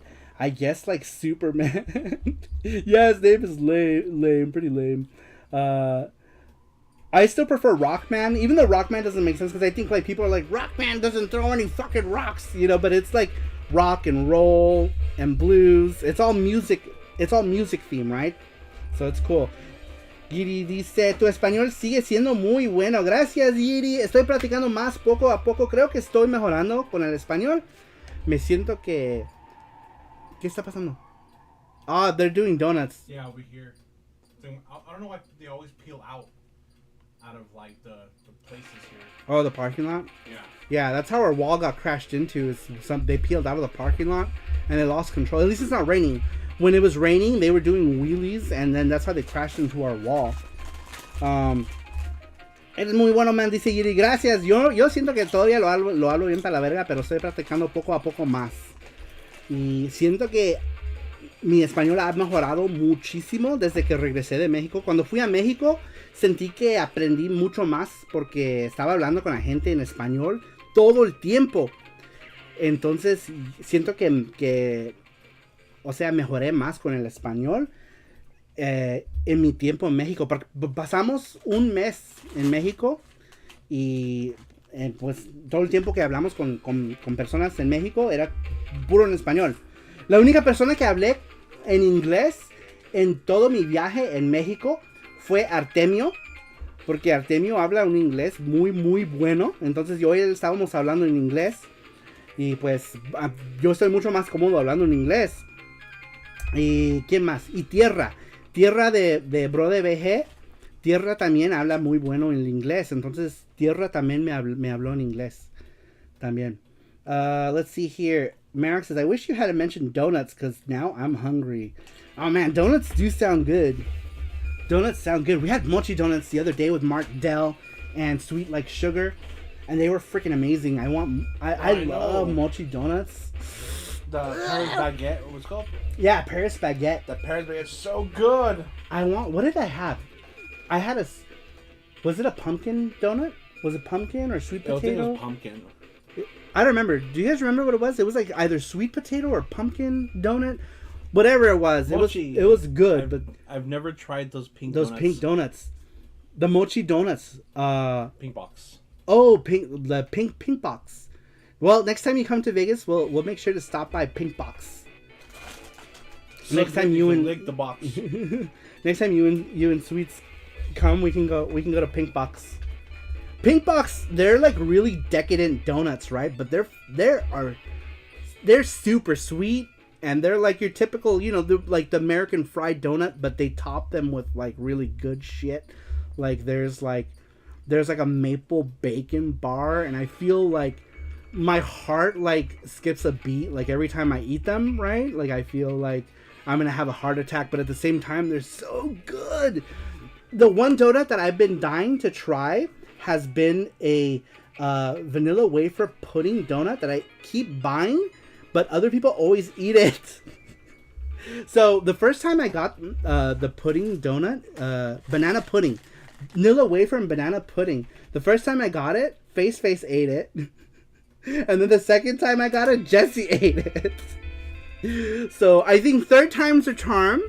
The third time I get it, you have to eat it. Like, I can't eat it.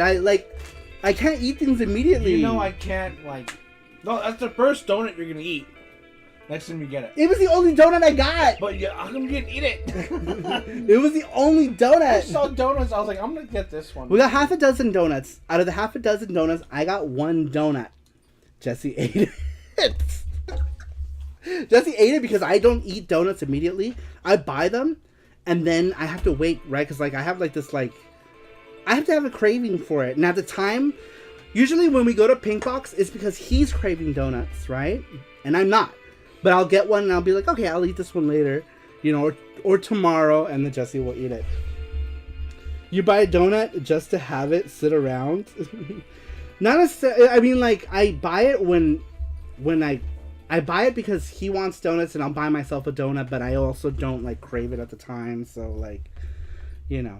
Usually I'll eat it the next day. Pink Box, though, like, you could have it around for a day or two, and they're fine. Yeah, it's so good. Because they're super greasy. Like, not greasy, but, like, they're fried donuts, so, like, they're good. Poor Saru, the donut could not be eaten by... Oh, it's so funny, though. One day I will have my banana pudding donut. You buy a donut... I really will. One donut for you, Saru, and you will be happy. But I didn't eat that one donut! Saru likes old donuts, says Famicom collecting. So jelly. Homer drool emoji. All right. Let's go after the stream. There's a drive-thru that's open 24 hours. Let's see if that donut's there, and you'll eat it. You'll do a lot. They usually at this time they don't have like, they have only the basic stuff. We'll try. So I mean we could. Maybe you're we right. could, but I'd rather go during the day when I know that they'll have them. So Pink Donuts is way too sweet for sweets. They're really, really sweet. Yes, too sweet for sweet. Did you get one when we went? Did Sweets get a donut? I don't remember. What was it? What was your donut? I think she got half. Oh no, we shared an apple donut. Yes. That was so I had half a donut. I had half half an apple donut. That's right. See? Me and Sweets shared an apple donut. It was good. It was like it tasted like apple pie. It was like an apple pie donut. So you could have ate it. I licked the phone screen. Donut pickup live stream, says Mackenzie. Yes, we could do a donut pickups live stream one day. Life hack: free donut in the dumpster after business hours. Maybe. Probably. Man, you know, it's crazy. There's a place called 85 Degrees Bakery. And that bakery, like, at the end of the night, they throw away so much. Like, we went one time at closing time, and there was just a trash can just full of breads, right? Like, they throw away, like, because I guess at the end of the day, they throw away whatever doesn't sell. And it's crazy how much was in the trash can. I'm like, I almost went and knocked the door. He's like, hey, can I have some? Please? Just off the top? Just off the top. Just give me some. But yeah, they throw away so much of it. It's sad. It's sad because, like, I feel like they should be maybe proactively taking those to, like, a homeless shelter or something, you know, and, like, giving them away. You can't because the fact that... Yeah, I guess, like, lawsuits and stuff. Yeah, if they get sick. But, I mean, it's fucking bread, you know? Like, I guess. I don't know. I don't like the idea of that. But, yeah, it's horrible. Sweet says, I got a Boston cream and half an apple pie donut. Oh, that's right.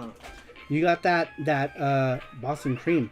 He says, you're a pretty good Spanish speaker. Gracias. Te lo agradezco. Pero siento que poco a poco voy mejorando. Y ahora están ayudando más porque ahora tengo más personas que están entrando que hablan español. Como ahorita, además de ti, tenemos a Shangri-La que está aquí ahorita que habla español. ¿Quién más? Takeda, Alberto también que habla español. Y son gracias a todos esos vatos como Roxas. Zeus y esos. Oh, Roxas también. Poco también. Hide in the dumpster.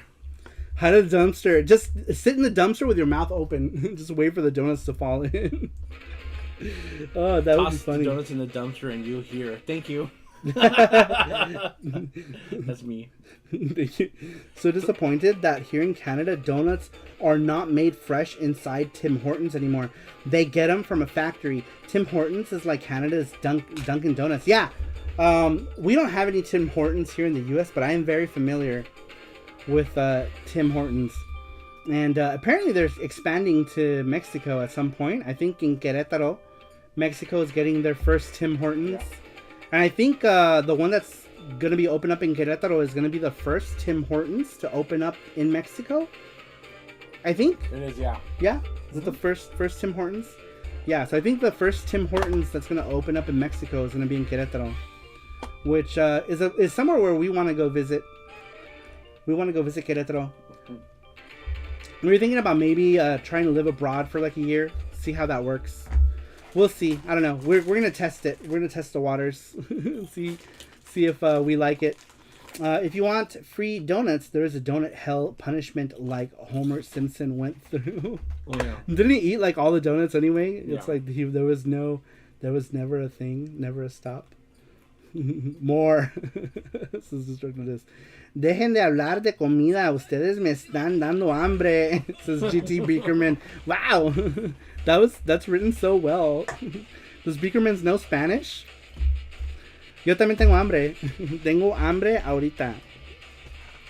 Pero se me antoja algo dulce. Algo dulce de México, como el flan en México y el rompope. Mexico has this like cake thing called rompope. Rompope is so oh good. Man, it's so good. Beakerman says I can read it better than I can speak it, but nah, that was Google. Okay, man, Google does a pretty good job. Then I want to say that was that was super coherent. GT's super coherent. All right, let's change soundtracks. Was there any other Tengai Makyo? Tengai Matthew Makyo. says Panda will be like Oscar from Sesame Street. Oh, there's lots of Tengai Makyo. Tengai Makyo. Oh, let me set up the gachapon for today. All right. Oh, that's right. We're gonna do gachapon giveaway soon too, you guys. Here, hold on, bitch. Gonna play some Tengai Makyo. More Tengai Makyo. Let's see here. Panda will be the Oscar from Sesame Street. Monsters, like most fast food places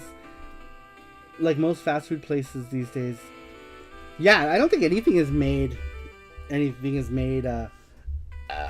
at places anymore. It's all brought in.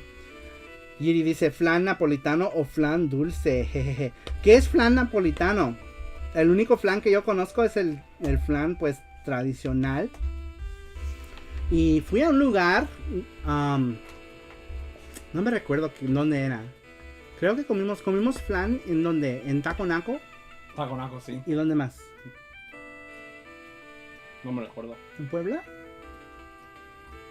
No me recuerdo. Bueno, comimos flan en 2 lados en México y venía que los hicieron en esas como ollas de piedra, no sé cómo se dicen, pero son esas ollitas y las meten creo al horno y te sacan la ollita y la ponen en el plato y ahí te sacan el flan y era bien rico, riquísimo.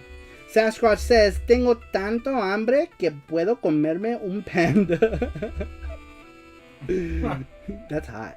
Gachapon tonight. There's the Gachapon link, by the way, you guys. Click on that link for the Gachapon giveaway for your chance to win. I don't know where your chat is at in relation to my fingers. But if you click on that link for your chance to win, Gachapon. Para los que hablan español, que son como 4 o 5 de ustedes, ese link que está en el chat es para una chance de ganar un premio. Nosotros tenemos una maquinita de Gachapon y hacemos premios cada otra semana, cada otro sábado, y pueden entrar no le haces en donde estén, igual lo mandamos con caramelos, sí, y es muy rico. Sí, he comido creo que el flan tradicional es con caramelo, ¿verdad? Pero no conozco qué quiere decir flan napolitano. Se me antoja eso, se me antoja arroz con leche. El arroz con leche es mucho más rico en México que aquí. Aquí es como agua. O la horchata. El horchata es mucho más bueno en México. Pero aquí no, aquí es caca. Do I use the Gleam link if I did the Google Docs form? Yes, because they're separate. So the Gleam link is just for the contests tonight. So like if we happen to do like a charm giveaway, you'll already be entered. And it's to enter the Gachapon. I think. Did you do the Gachapon? Did Famicom? Yep, that's Famicom collection. No, not you. Pay attention to what I'm saying. Did who won Gachapon when? Last time? When we did Gachapon, do you remember? Yeah, I think it was Famicom collecting. Was it? Did you? I think you won Gachapon one time, right? El flan napolitano es una combinación de sabores. ¿Cuáles sabores? Es como nieve napolitana, que es como fresa, chocolate y vainilla. Vainilla. Yeah, I did. Okay, so yeah, basically same thing. We send out the gachapons like every quarter too. Yeah, we send out gachapon prizes usually at the quarter or at the end of the quarter. In case people like win more stuff. Yep. So we usually send it when we do all the print club stuff. Folklore has gone down in price on eBay. You can get it for around 60 max from what I can see. Interesting. Nice. Yeah. Last time we checked, was it with... I think we were talking about it in chat. And we went to go look and it was like $120 for a copy. And it's like, what the fuck? What the fuck? Y dice, sí, es fresa, chocolate y vainilla y crema. Uy, eso suena rico. Suena rico, tengo hambre. Se me antoja taconaco. Y estoy muy triste que no estoy en México para comer toda la comida rica. Pero ya pronto regresamos. Creo que vamos a regresar a México en abril de seguro. Porque Lex va a tener un evento en su tienda. Y entonces preguntó si podíamos estar ahí para el evento. Y vamos a traer nuestro juego. Y vamos a vender el juego. Y creo que voy a tratar de traer los libros también. Pero los libros están en inglés. No sé si se vendrán. Si vamos a vender el libro. No sé qué hace con el pinche libro. Sí, pero el libro está en inglés. Sí, es fácil. Okay. Folklore. All right. Let's go back to the weekly question. Or are you done? I'm done, yeah. Okay. All right. So we asked you guys last SARUSHOW, what is a niche game or series that you enjoy, which others may not know about? Who did we do last? Was it JT? Yes, it was JT. Next one comes to us from Destructo Disc. Destructo Disc says, Crystalis is my absolute favorite game. SNK action RPG on the NES. It's gotten some more notoriety over the years, but for a time, most people I talked to hadn't heard of it. It was a game called Godslayer in Japan, where the game was packaged with a very traditional 80s, 90s anime style box and manual. The walk speed is nice and fast, like an early East game. You have stabbing attacks and a chargeable ranged shot, a plethora of spells and items. You can even jump and fly in the game. Music is exceptional. Graphics are very well done, and it looks like a late release NES game, even though it came out in 1990. Avoid the Game Boy Color version, which has terrible music and cutscenes that look like they were taken from a 2001 Flash animation. It's also very difficult because the Game Boy Color screen forced them to crop the viewing area, and enemies pop out with no time to react, says Destructo Disc. There's actually, I think Randrick it's one of his favorites too. Randrick went to bed, but I think Crystalis is a game that he likes as well. I think actually there are a few people in the Saru crew who like Crystalis, but that only, I feel like you are absolutely right about the game getting some recognition only in recent years. But I do feel that Crystalis was a game that a lot of people didn't know about back in the day. You know, I feel like it didn't really get, like nobody knew about it, right? Because it was like in one of those like obscure like SNK games that nobody played or talked about. And a game that wasn't really popular during its time. Because when Crystalis was a thing, like I didn't know a single person who owned it or talked about it during that time, you know, not until like only after the advent of the internet that people started to talk about these games, you know, or YouTubers told people, you know, what games to play, and then more people talked about it.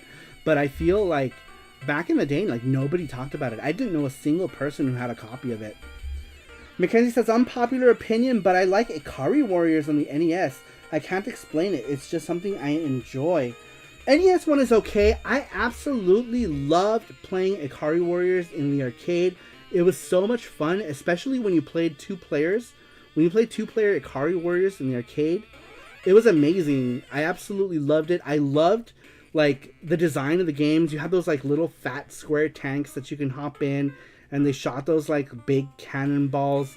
It was just one of those games that was really fun to play, and also an early SNK game, and the origins of Ralph and Clark from the King of Fighters series. So, you guys know King of Fighters Ralph and Clark?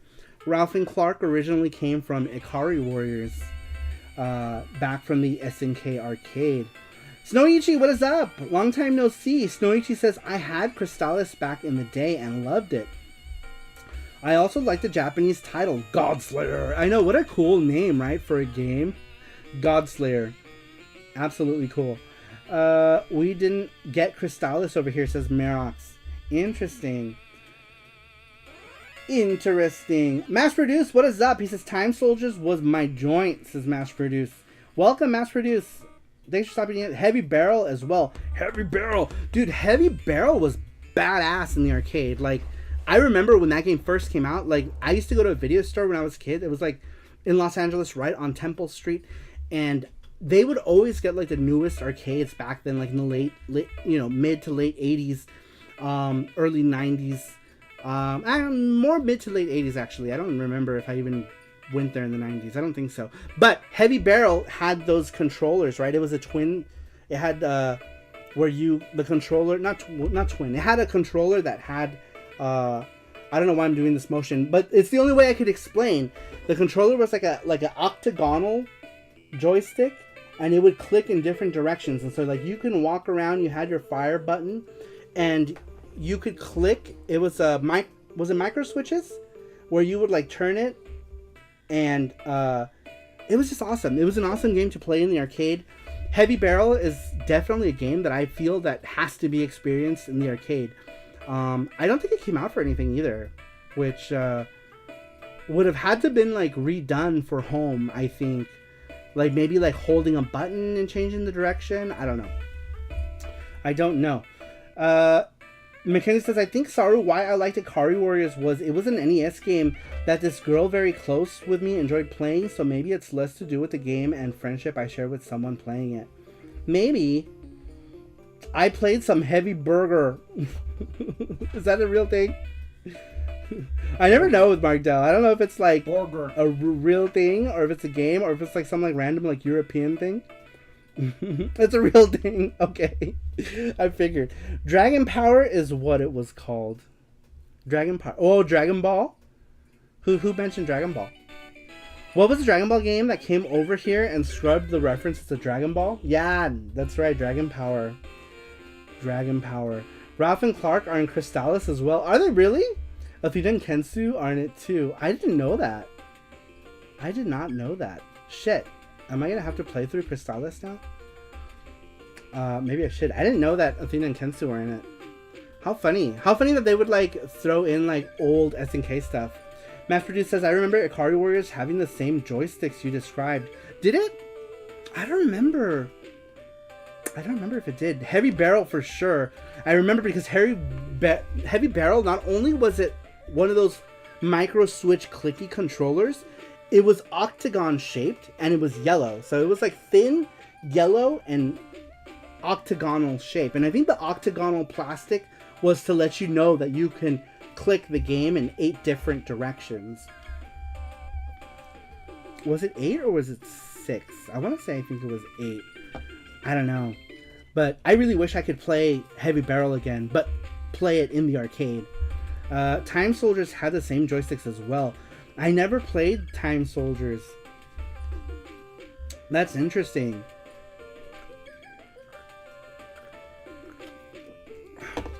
Nintendo.com store. Oh, what is this?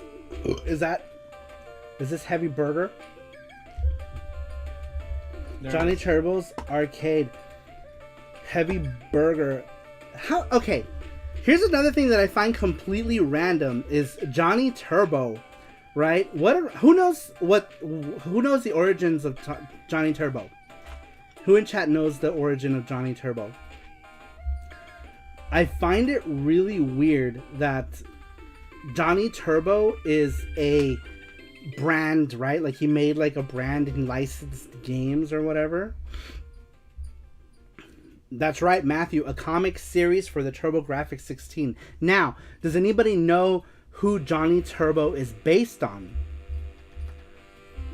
Johnny Turbo is based on a real person. Who knows who that is? Without Google fooing it. Off the top of your head. Mark Del says, me?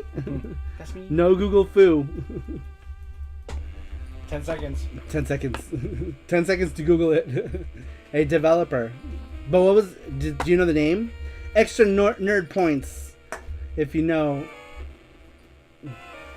Johnny Mnemonic. Happy Console Gamer. Johnny Knoxville. Don't know the anime. The name says Matthew Rhodes. It was, shit, fuck, now I don't remember his name. It was on the top of the tip of my tongue. So, Johnny Turbo is named after John, what was his name? Johnny Turbo.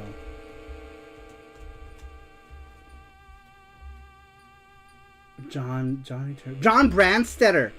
John Brandstetter. So, okay. So, going on a completely random tangent, thanks to Mark Dell.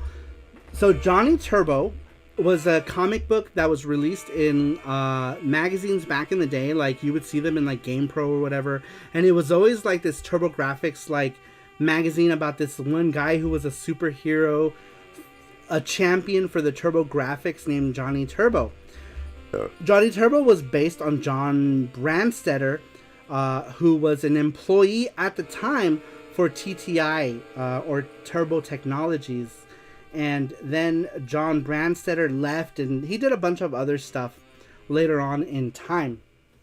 But recently, John Brandstetter decided that he wanted to use the Johnny Turbo name and create his own or license games to be released on consoles. And it's just such a weird random thing because Johnny Turbo came from, you know, like my era of like games back when I was into the TurboGrafx 16. You saw these comics, you know, and it was like TurboGrafx versus Sega, right? But Sega was called Feka with an F. And it's just weird. It's just a weird random thing. John Jacob Jinkelheimer Schmidt. I know Johnny Turbo comic would go against Sega since Sega said that they were the first to come out with the CD attachment. Yep. That was the thing. And that was actually one of the comics was them talking about how the TurboGrafx CD was the first CD console to come out, right? Which is true. It was the very first CD console. Yidi says, TurboGrafx 16? Sí, el TurboGrafx 16 es mi favorita consola de todas. Aquí tengo... Oh my god, it's so heavy. It's so heavy. I feel like it's gonna break my elbow. But this is my original TurboGrafx 16 and TurboGrafx CD. It did break. I had to replace just a tiny little plastic thing. Surprisingly, I hadn't had to recap or anything. Everything, well, I don't know if everything still works. It's been a while since I put it in. But this is my original TurboGrafx. TurboGrafx I got in 1991. TurboGrafx CD in 1992. I got the Muse. There was a briefcase, but I was evicted. When I was 18, almost 19, I got evicted from one of my apartments, and they threw this in the trash, and the CD broke. For some reason, they took the system card, or it was in the trash. I don't know, but the system card was gone. My briefcase that held this was completely trashed and broken, and I was only able to find one of them. They threw all of my stuff in the trash because I didn't pay rent, so you know, I didn't pay rent. I had lost my job, and so like I went and it was a weekly place, so they didn't like give you like any notice. They just threw your shit out in the trash, and I came home from work and all my stuff was in the trash. The console looks like an I upside down, or a T. Is it a T? T upside down. Yeah, pretty much. Yeah, that's the name. Pero sí, esa es mi TurboGrafx 16 original. Es una de las pocas cosas que tengo de mi niñez. Y los juegos, unos juegos aquí y allá, pero no mucho. Casi todo lo que tengo compré del 2000 y arriba. Muy pocos juegos de mi niñez que tengo. I still gotta fix my unit. That is horrible. Dude, I got evicted like twice in my early, like 18. First time I was evicted, I was like 18, and then I think the second time I was like 19, almost 20. Like a year later, I was evicted again because I couldn't keep I was going through a hard time with like work, and like my priorities were like crazy, right? So like I was dumb though, because like I didn't save any money, and like I remember buying like a bunch of anime. I was still a kid for all intents and purposes, so like I didn't keep money saved. If I had money, I spent it. And I worked at a Suncoast, so I was buying like, my priorities were just, I would buy video games and anime and not food, or not save money for rent. So if something happened, I didn't have like a safety net. So when I lost my job, I couldn't pay rent anymore and I got evicted. And that's pretty much what happened. And I remember I would buy ramen, you know, like non-stop ramen, but I would buy like $30 anime VHS, like or I would buy video games, Saturn games. I would go to Software Etc. and buy like Magic Knight Ray Earth or some game, right? And like, just, I don't know. I think, you know, when you're young, you're stupid and you don't think about that stuff. And I was a stupid teenager. And I was living alone, you know, so like my priorities were just not good. And I didn't know, like, I want to say, even though I lived alone, I didn't know how to live alone.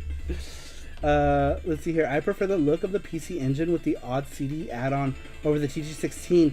The CD add-on for the TG16 doesn't make the system very sleek. No, it's ugly.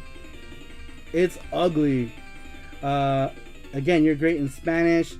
Te entiendo perfecto. Ah, pues qué bien. Qué bien. Espero mejorar. Let's see. And that is the name of the game. Él estudió español con su pandilla en Los Ángeles. Ah, sí, eso es verdad. Eso es exactamente lo que pasó. Yo estudié el español con amigos en Los Ángeles. Porque mi mamá y mi papá no me enseñaron ni verga. No me enseñaron nada. O sea, mi mamá y mi papá son de Argentina, pero nunca nos enseñaron español. Entonces, pues, nunca lo aprendí. Entonces lo aprendí con amigos en la escuela, en Los Ángeles. Y pues por eso que hablo el español como lo hablo. I bet the CD drive just needs some new grease in the gears. I actually had to replace, there's only one gear that got really bad and it wasn't spinning anymore. So I went to like go try to like move it, and it disintegrated. Do you remember that? I remember. Yeah. The gear in the TurboGrafx disintegrated. I went to like go like move it, and it just crumbled. It crumbled, so I replaced it. Jajaja, ni verga, gran expresión. Pues sí, no me enseñaron nada, ni madres que me enseñaron, porque mi papá es una de esas personas, y papá, si estás viendo, perdón, pero mi papá era una de esas personas que no quería hablar el español y se quería, pues, no quiero decir, bueno, ¿cómo digo esto? Por si acaso está viendo.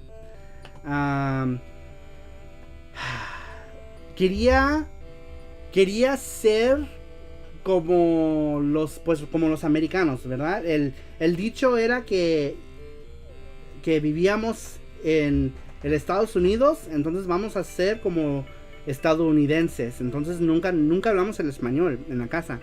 Mi hermano mayor, el gaucho, nació en Argentina. El gaucho no habla ni siquiera una palabra de español, no lo entiende, no sabe, porque mi mamá y mi papá se separaron y yo me mudé a Los Ángeles, aprendí el español con amigos. Mi hermano se quedó aquí en Las Vegas y fue a la escuela con puro pinche gringo. Entonces él nunca tuvo la oportunidad de aprender español, y el gaucho no habla español ni Ni madres. Ni madres. The PC Engine shuttle is the coolest model in my opinion. Ugh. I think the shuttle is so ugly. It's the only one I don't own.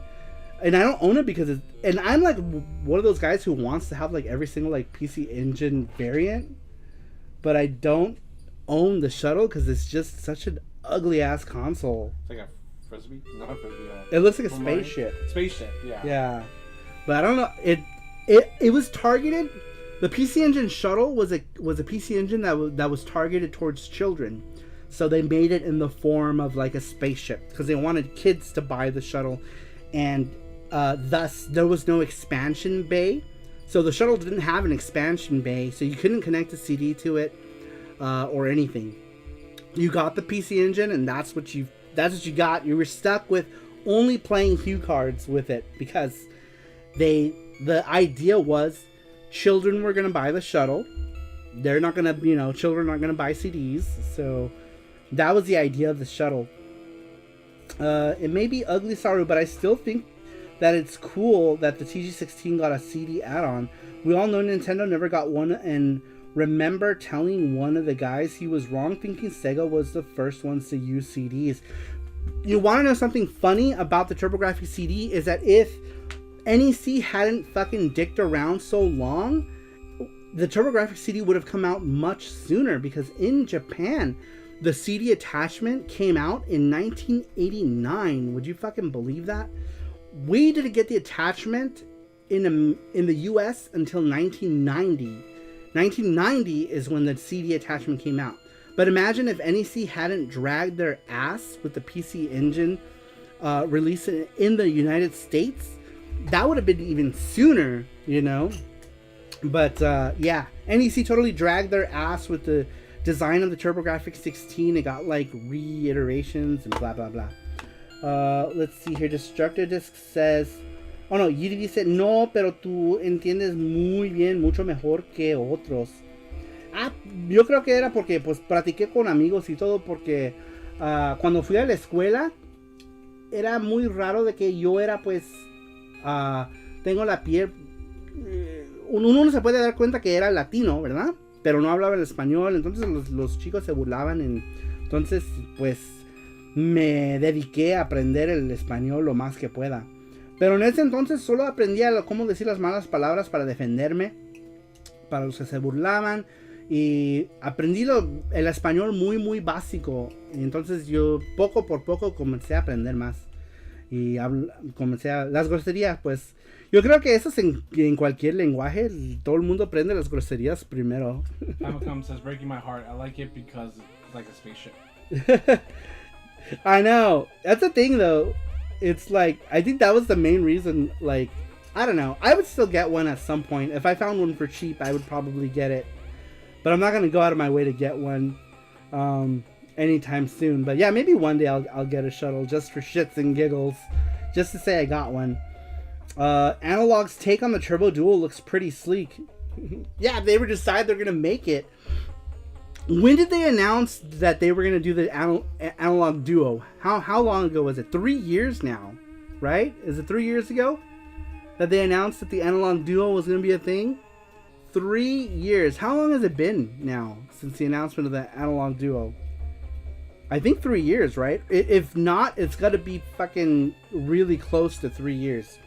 Children can't handle the concept of CDs yet. I think that was the idea, actually, Socket Monsters, for the shuttle, is that, children, couldn't really... It wasn't a concern to get them CD games, because cue cards were pretty freaking indestructible. You'd have to work pretty hard, or you'd have to, like, crack them in half to break them. But other than that, children probably... much easier to keep those intact than CDs. Famicom Collecting says Analog isn't going to release it anytime soon. It's been like 3 years. Yeah, that's what I thought. I think their website says coming in 2022, pre-orders anyway. And we still haven't heard anything. We still haven't heard it, not even about pre-orders. I do want one though. I will try to pre-order one simply because it's something that plays PC Engine things. So I will try to get one. Alright, moving on. We still have... Oh, we got more answers. We got some last minute answers. Very cool. Alright, we got some more answers. We'll do one more and then we'll do the Gachapon. Yep. anyone who is just coming in, there is the Gachapon giveaway. You do have to be here for the Gachapon giveaway. So if you jet, you're not going to be able to do it because it's an interactive thing. You guys pick a number. You do have to be here for it. The link is up in your chat, so go ahead and click on the link for the Gachapon giveaway. It's completely free. If you win a prize, we send it to you completely free. We've been doing it for 3 years now, 3+ years, where we give it away. Also, the weekly question that everyone is answering every week. We do. Oh fuck! We didn't set up the next no, question. we always do it like the week. Remember we talked about trying to get it set up for the show because it's right. easier to set up for the show. But we were just so busy. Yeah, too. but we do have backup questions. We can do it. Okay. We do have backup questions. Remember we had those questions. Oh, we were gonna do rhythm games, weren't we? I think who was excited about rhythm games? Was it Sasquatch? I don't remember. Somebody was excited for rhythm games. We can do that. We can do rhythm games. What was your favorite rhythm game? What is your favorite rhythm game series? Rhythm game or series? We can do that. What is your favorite rhythm game or series? I think that was one that we were talking about. That we were gonna do. That's a good video. What are we talking about? I missed it. Historic Nerd. Great video on how NEC lost the console war in the USA. I think... Is that the video where my TurboGrafx shows up? I think I sent him footage for that. I think my TurboGrafx 16 makes a cameo appearance in that video. I believe. What is your favorite... Okay. Oh, okay. Sorry. What is your favorite music / rhythm game or series? Favorite music / rhythm game or series? Yep, that'll do. That'll do, pig. What is your favorite game based on a movie? Oh, that's right. We're gonna do that. What? Okay, you guys vote. We have 2 choices. We did this last time, and that's how we ended up doing this one. Last time, you guys voted here in chat live. So you guys who are in chat, you guys are the people who are gonna make next game's question. So last SARUSHOW, we asked you guys to choose between niche games and rhythm games. So now we did niche games. Now the 2 choices are going to be favorite rhythm game or favorite game based on a movie. You guys get to pick. So let's do it this way. 1 for a favorite game. Here, I'll type it out before you guys start typing out your answers. That way we can make it easier, okay? So you guys are gonna vote. We're gonna do 1 favorite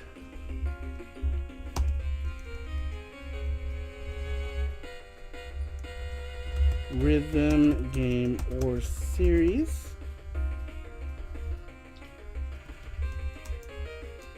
Or 2 favorite. Hold on, you guys. Game based on a movie. There we go. There we go. All right. I say best rhythm game based on a movie. 3. Mackenzie. I'm gonna have to I'm gonna get the spray bottle and spray Mackenzie. 2. Looks like 2. Looks like 2. 2 wins by unanimous. Everyone's saying 2. All right. So next week's question is gonna be, or not next week, next SARUSHOW, which is gonna be the Saturday after next, every other Saturday. When is next SARUSHOW? All right. So maybe we. Oh, let me go here first. So you can... Didn't you already have it up? Oh, okay. You can switch it, right? Yeah. Can we do that here? Yeah, we can do it here. Oh, okay. Here. Next SARUSHOW. What is your favorite game based on a movie The 24th. The day before. Christmas Eve. The day before Christmas? No, yeah, the day before Christmas.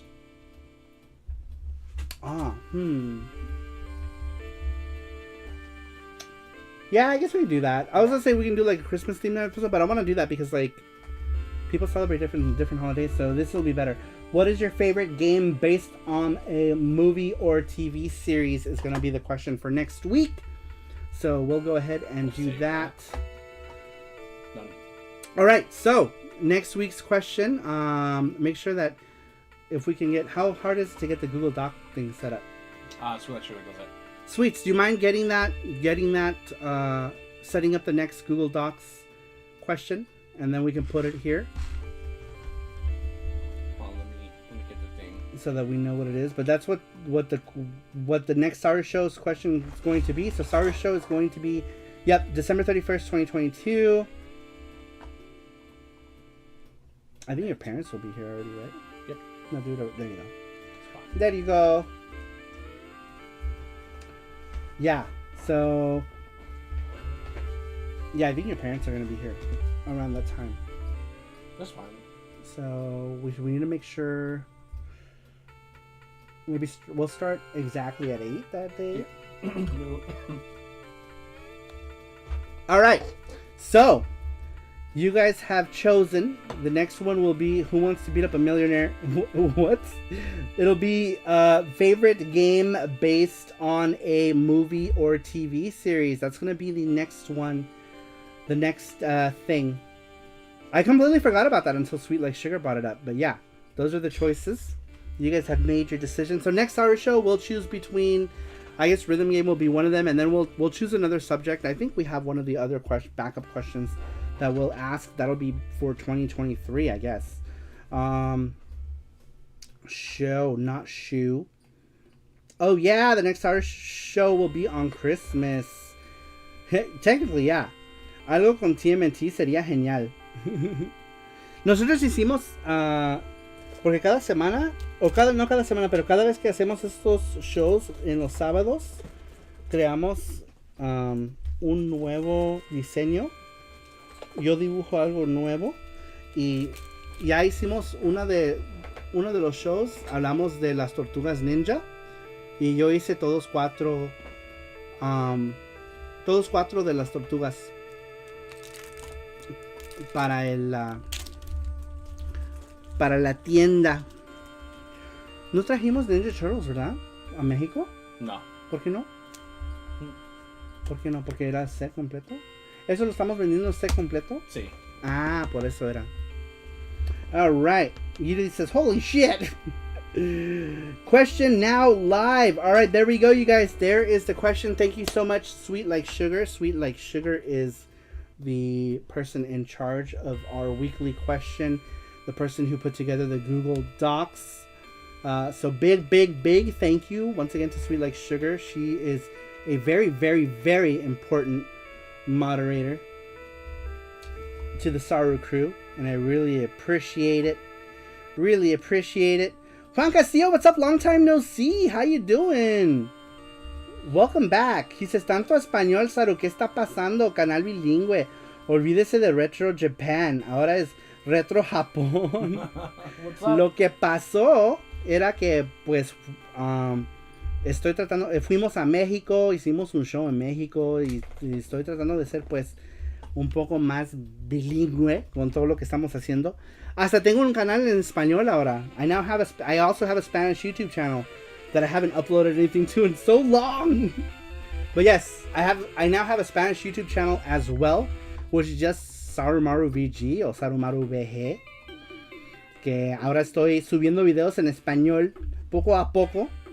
Destructor Disc says, has anyone seen the Ninja Turtles anime? Yes, there were like 2, I think, right? Like 2 OVAs, but they were freaking weird, man. They were like, it was like Ninja Turtles mixed up with Super Sentai. It was so weird. Hiro Tatoru or something like that. It was called like Superhero Turtles. Oh shit! Famicom collecting donated $40. This is PC Engine Shuttle is the best.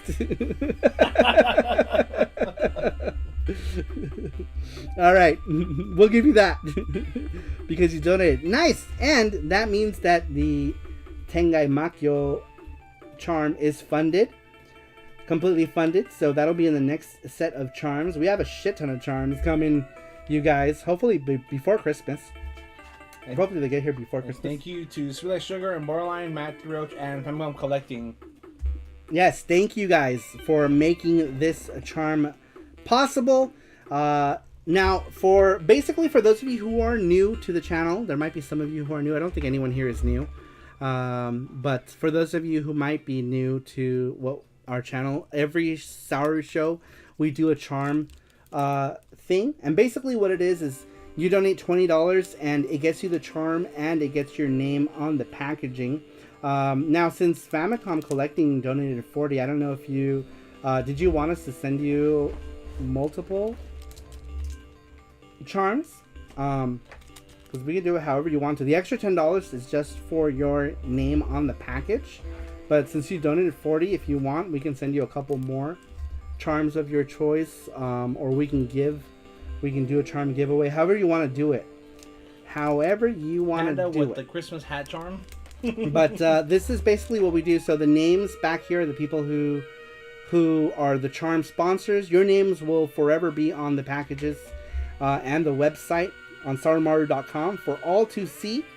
But you don't have to. You could always wait for the charm to hit the web store, and it's $14 a charm. You can just buy it there after the fact. Some are 12, some are 14. I think it depends on if they're the keychains are 14 because they're double-sided and the regular ones are 12, right? Regular charms are $12. So you can just wait for them to hit the website and you can pay $12 for the charm there. There's never any need. It's $12 yet plus shipping. I've been here for a long time, but I never remember anything. Can you please explain again? Just kidding. Says Mackenzie. I'll give you the gachapon. Juan Castillo says, "Sí, yo sé. I've been keeping up. I'm just messing with you." I know it's been a while, Juan Castillo. I know. I think Juan Castillo lurks, right? You lurk. He doesn't really say much. Sometimes he does. You should speak up when you're here. We like knowing you're here. We like knowing that you're still visiting. in our Discord too. Oh yeah? I don't think I've ever seen him post in our Discord. But that Twinbee charm is really sweet. I know, this one's cute. So cute! What happened? Panda Pokemon Fund. This is for the Panda Man to get Pokemon game, not a charm donation. No way. Nice! Who did that? Very cool. That's awesome. What? Very cool. All right. Who did that? Nice. That means you get the Pokemon game. That's awesome. Now. Who is Pokefriend? Is that what it said? Pokefriend. Panda Pokemon Fun. Panda Pokemon. All right, you don't gotta tell a panda twice. He will get it, and he will get it right now. You get your Pokemon game.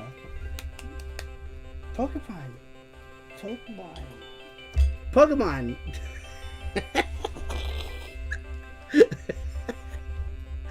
Or you can just dead stare into the screen for everyone to see. Such generous. Look how happy. Look how disturbingly dead stare Panda is. Panda is happy. Panda is happy. He's going to get his Pokemons. I resubbed on your Big Cartel. Does it include YT membership? It like the icon things? Do you mean that? The $1.99, like the icon things that happen on YouTube is only through YouTube. Like YouTube grants that thing. Is that what you mean? Sorry, I'm not sure. Yeah, icons. Yeah, the YouTube icons have to be done through YouTube because they control that. YouTube controls that whole thing on the YouTubes. Panda's very excited. He's gonna get himself his Pokemon game. I can't see. But yeah, I think he's probably gonna do that immediately. We have a lot of fun in the Discord. But yeah, basically as far as the Discord goes, if you are a member of the channel or a member on Patreon or a member of sarumaru.com, it includes the Discord. Basically, if you're a member anywhere on any of our support things, it includes Discord. But our Discord is private, and it's private for reasons, because apparently we had, our special troll friend here. There are a couple people who, you know, are career trolls, so that's why it's private. So, but whether you support, it doesn't matter where you support. If you're a channel member, if you're a Patreon member, or a sarumaru.com member, it all includes the Discord. No matter what support level, whether it's $2 or $10 or your VIP in the $20 and $25, it includes Discord. Jesse, I love that shirt, by the way. Oh, he's wearing the Rugrats shirt. You guys want to see my shirt? My shirt is... or what is it? I just want to show... Alright, Panda wants to show off his shirt.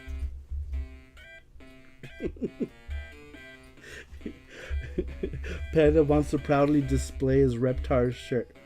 I love both shirts. Mine is like... Screaming cat. Very clever. What happened to that Rugrats scarf? I don't know what happened to that. I'm not sure. It disappeared mysteriously. It mysteriously disappeared. I don't know. It's just one day it was gone. That's okay. Discord is good enough. Let's see here. What happened to that? Let me see. What Rugrats characters do you and Jesse relate to? Well, I personally hate Rugrats. So...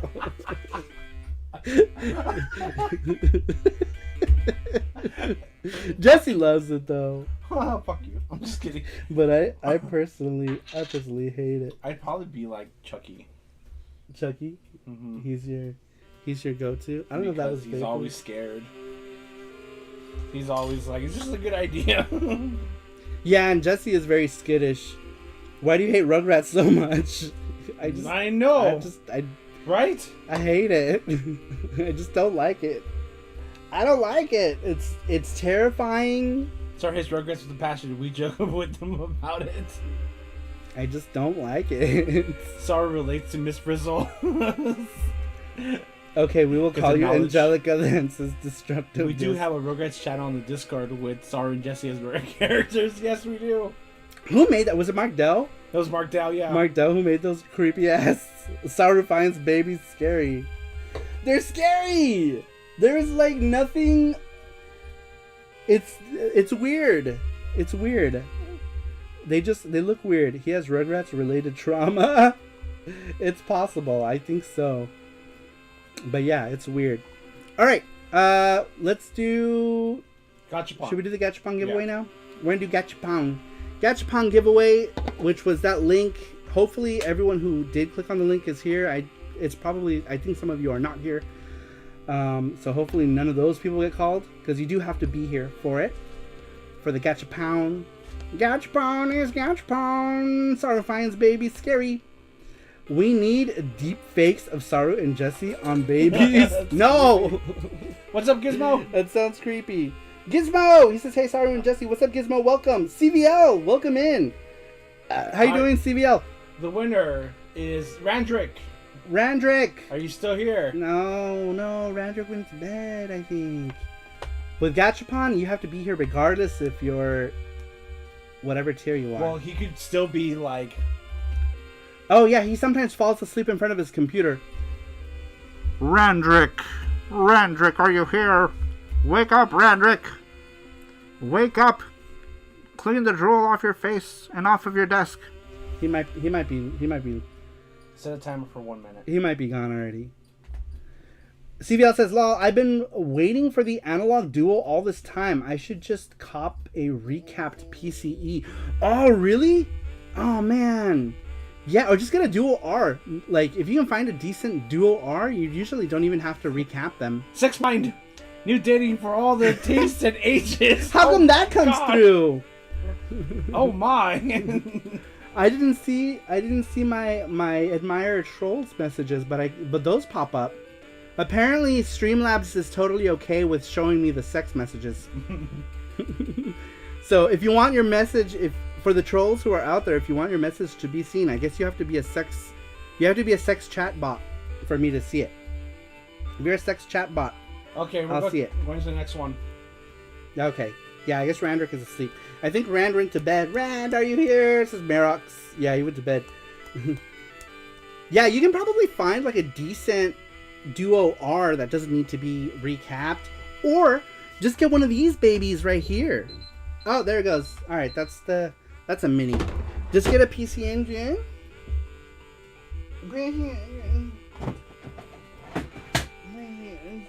Next winner. One of these guys. SSDS 3.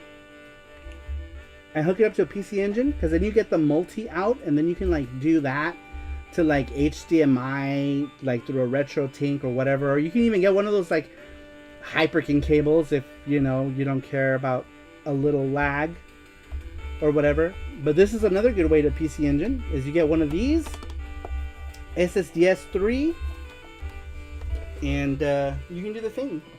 You can do the thing that requires doing. Mark Dell. Mark Dell! Are you here? You got 1 minute. Mark Dell says that's me. That's you. That's me. What is that? That's for the question of the week. Oh. So you do the way. So will they be able to see that? I could do it. Oh, because that's the cool thing about the Google form. Yeah. Right?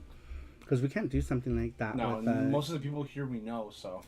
Nice. All right. So, Game of the Week pick is going to be fun because since we've switched to the Google form for the weekly question, we're able to just grab everyone's names and we throw it in the wheel, and you guys can see that wheel. So it's going to be super fun. Super fun. Still rigged, says GT Beakerman. All right, Mark Dell. Mark Dell won the Gachapon. But make sure to stay around because we're still doing the game giveaway as well. We're going to do a game giveaway. Everyone could see that we're going to spin the wheel to see who Yeah, wins. you'll be able to see it now. Which is totally cool. Totally cool. Totally Alright, pick a cool. number 1 through 4. Pick a number 1 through 4. 4 big. 4 big guys. And the bust in my eyes. They eat my ass just like apple pie.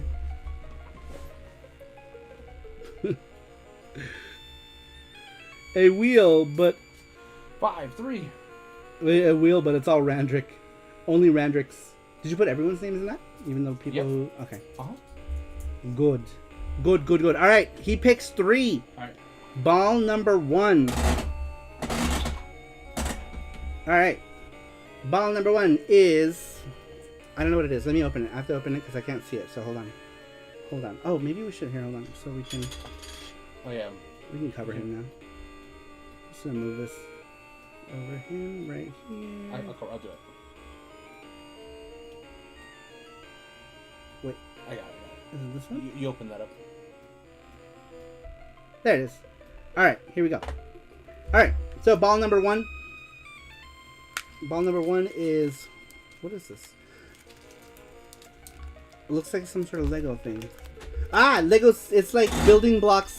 Building blocks sushi. Building blocks sushi. Gachapon is ball number 1. And ball number 2. Now, since Mark Dell is elite, the number is only for the big prize. The big prize still has to land on it, but because he's elite, he can pick any of the small prizes. And he gets 2 extra balls to play with. 2.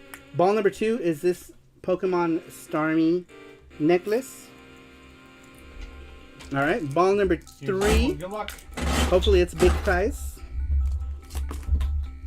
Ball number 3 is this Halo die-cast, or what do you call this? It's like a metal thing. It's heavy. Master Chief. But it's a Master Chief head. A pin. A pin, yes. Alright, ball number 4. Ball number 4. Man, this guy has been in here forever. For years. Is a Gachapon of the Super Mario Bullet Bill with the raccoon tail. You had Mark get 10 extra balls. And yep, and then 2 more balls. 2 more balls to play with. I don't know why I keep closing these. I just have to open them back up. Oh. That was a big prize. Alright, bonus ball number 1 is big prize, but this is... Alright, And bonus ball number 2 is a Capcom something or another. I think it's Hayato. I think he's the last one we have. And this one is Hayato from the... Wait, no, that's not Hayato. It's that one bitch from Onimusha. Kaede, I think is her name. What is this girl's name? She's the ninja girl from Onimusha. Anyway, she's the one that came out. Alright, so, Martel, you have to pick one of these. My balls. Bullet Bill. Oh, that was quick. Alright, so he chose Bullet Bill. Bullet Bill. Very cool. Thank you for playing. Thank you, everyone, for joining in on that one. We still have... Here you go. We still have the game giveaway to do as well, so don't go anywhere. Let me put these guys back in. Don't go anywhere, children, because we still have the game giveaway to do. The game giveaway. All right, let's finish up the questions, and then we'll do the video game giveaway. Because we're almost hitting the 3-hour mark. And usually that's when we end. That's when we end. We give SARUSHOW about 3 hours. All right, here we go, you guys. So, last week we asked you guys, or not last week, I keep saying last week, last SARUSHOW, we asked you guys, what is a niche game or series that you enjoy which others may not know about? The next one comes to us from Cerulean. Cerulean says, the question this week is a tricky one to answer. Not only are the games I play tend to be considered niche, but the people reading this are into similar niche games and series compared to the mainstream. What could I possibly pick out of all of these games I've played that someone here hasn't heard of or played at this point? He does have a point. We do play a lot of niche games here. Cerulean says, I wonder whether you've heard about it or not. I will share one that I played that struck a chord with me. What is the game, you ask? It's a little game called Lord Monarch. You might have heard of it, but I'm talking about the Mega Drive version. It has this charm that harkens back to the Shining Force series aesthetically and has been so addicting. I've been chipping away at it every so often after work, and I'm glad it got a translation patch. So I know what's going on, says Cerulean. Ah, Lord Monarch. Wow, that got a translation patch, huh? That's pretty cool. That is pretty niche, though. I would say that is pretty freaking niche. That's cool, though. Very, very cool. I want to say someone else in the Saru crew mentioned it at some point. I think in the Discord. Or maybe it was Cerulean. I don't know, but I feel like someone else mentioned it recently. Welcome to Niche City. Population, us. This is Sasquatch. Because we do play a lot of, like, niche weird stuff, right? So, yeah, that's not wrong. But, yeah, very cool. Very cool. All right. Next one. Let's go ahead and get... Wow, we're only number 12. Let me get through these so that we can do the giveaway. So that we can get through them all. All right, number 12 is Sweet Like Sugar. Sweet says... Let me have a drink. Cough. Kiki Kai Kai. Kiki Kai Kai, for reals. Sweet Like Sugar says, many of you may know I enjoy racing games, but I also enjoy vehicle combat games too. Anything from multiplayer battle modes in Mario Kart and Diddy Kong to Extreme G, Battle Tanks and Twisted Metal series. Impact Racing on the Saturn is one of my favorites, blending racing and combat together. Rogue Trip Vacation 2012 on the PS1 is another one of my favorites, adding a storyline and additional modes other than just vehicle combat. It puts the player in a role of a post-apocalyptic cab driver competing to take a tourist to photo op locations, all while listening to music from the Mighty Mighty Boss Tones. The game is pure chaos but lots of fun. After the turn of the century, the whole vehicle combat niche was never the same. But I'll always enjoy these types of games from that era, says Sweets. Wow, I think, is that the second time that somebody mentioned that one, I think, too, right? Was it Vacation 20... Someone in the chat mentioned it. I forget who. I think someone in the chat mentioned Vacation 2012. I've never played it, actually. And now my curiosity is piqued. Maybe I'll put it on the Polymega one of these days and try it out. If I remember. maybe on Wednesday. Wednesday is our random day. Unless I decide to play a Switch on next Wednesday. I don't know if I'm going to do the Switch or I'm just going to do like free-for-all on the Poly Mega. I don't know yet. Borderline mentioned it earlier in chat. Yes, that's what okay, it was in Borderline. Yeah, I thought somebody mentioned it in chat. Let's see here. Learned something new about sweets, says Socket Monsters. Wonder if she's played Vigilante 8. She says, I enjoy V8 with V8. Saru plays Pokemon games. Yes. No! Saru does not play Pokemon games. Thinking of vehicle combat games. What other vehicle combat games are there other than Twisted Metal? Twisted Metal. Yeah, Need for Speed could be. Would that could be considered one, right? Because wasn't like Need for Speed or Road Rash? Road Rash is one because you could beat the shit out of each other in Road Rash. Mario Kart, yeah. Yeah, Sasquatch is the Road Blur Mario Kart. F-Zero. Vigilante 8. Nah. No. Sweet. If we meet up sometime, we're playing Twisted Metal. There's a new kitty tank game on the Switch. Kitty tank game. Burnout. Is it really? I didn't know that. I remember seeing Burnout, but I never played it. I didn't know it was like a battle type of racing game. That's interesting. There's Road Blasters, but Road Blasters wasn't multiplayer. That's an old one too. Do you guys remember Road Blasters? Oh my god, I had the car. There was a car. Twisted Metal is a great series. How many Twisted Metals were there? Were there 4 and like a spin-off Twisted Metal? I remember there was numbered 1 through 4 and then there was, I think, did they make a remake? I don't remember. I don't know. ESPN Extreme Games is a fun brawling racer. Interesting. Carmageddon. Huh. Very cool. Very cool. Carmageddon. Yes. I've never played Carmageddon. Never played. Let me see. Where's the... Wow. Let me make sure. Okay. Just making sure to see how many... Oh, there's still quite a bit. Okay. Just make sure we got a lot of tracks to go. All right. Next one. Next one here comes to us from Mackenzie. Mackenzie says, in recent years, my favorite niche game series is the Genkai Toki games that were originally released only in Japan for the Vita and one released on the PS4 also only in Japan.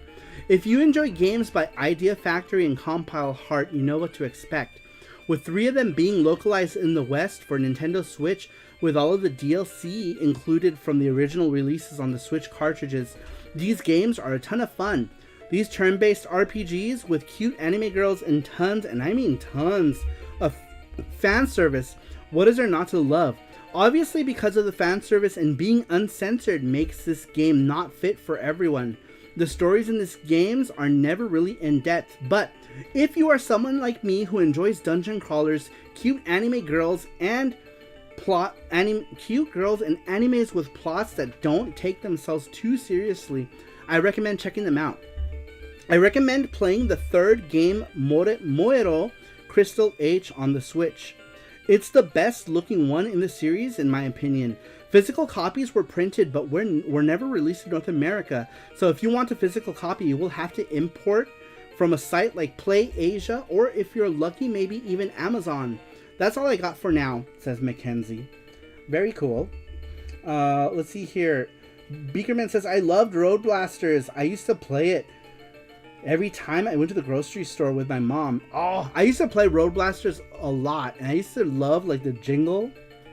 And that jingle apparently had a song. I don't know if you remember the Road Blasters commercial. It had the Road Blasters, power beneath the road, or something like that. It had like a song jingle and everything. I loved it. I loved Road Blasters. Diddy Kong Racing. Is Diddy Kong Racing a battle thing? There's battle mode, right? In Diddy Kong also, like Mario Kart? Yes? Is there? Yeah. Oh, okay. I don't know if you were paying attention. I am paying attention. I'm looking for the stuff. Good old Mac with these left field games that you gotta love. I don't remember this commercial. Yeah, so there's the Road Blasters, like that jingle from the game had lyrics to it, and you could hear it in the commercial. There were Road Blasters toys. They were toys, actually. And it had a song. Load blasters. Bukake. Saru will be able to play Diddy Kong Racing on the Poly Mega. Oh yeah, what's going on with was there an announcement happening for the Poly Mega in the N64 this thing? week or the end of next week? That's what Matthew Roach said. Oh, next week? Okay. Cool. Wow. Yeah, that'll be interesting. I was never a big N64 fan, but, you know, being able to play N64 on the Poly Mega will make it so that I can play N64 games on the Poly Mega and I can stream them and play them and not have to worry about, you know, how am I going to get the video out on this fucking N64. Because the N64 was one of those consoles that did not make video out easy. So, at least clean video out easy. Juan Castillo says, are you guys out of the goodies you sent out this month for your SPC Elite peeps? Last show, y'all said joining by the weekend would make them on the list. I'm now Elite. Is it too late? No, we're still sending stuff out. We're still sending stuff out. This last week and next week. So if anyone moved to Elite before the time we ship them, then we send them basically. So you'll be getting it, Juan Castillo. Yeah. So you'll be getting it. If you move to Elite, you'll get it. You'll get it. You'll get it. Let's see here. You know. Yeah, since you're SaruPro already, so it doesn't really matter. Yeah, since you're already SaruPro, it's not a problem. It's no problem. Yeah, so we haven't sent them out. We'll send them out. So if you just move to Elite, you'll still get it. You will still get it. All right. So next one comes to us from Famicom Collecting. For those of you coming in, if anyone is coming in who is new, what is a niche game or series that you enjoy playing that others may not know about? Cerulean. Sweet like sugar. Sweet. Famicom Collecting. Number 14 comes to us from Famicom Collecting. Famicom Collecting says, while it's not niche in Japan, but it's relatively unknown in the US, I picked the SD Ultraman and Gundam series of games. I'm not exactly sure why I like it so much, but the cutesy characters always draw me in. That's very cool. Are you talking about the Great Battle games? Those are awesome. I love those, the Great Battle games. Great Battle is awesome. I have, which Great Battle games do I have? I have one of them.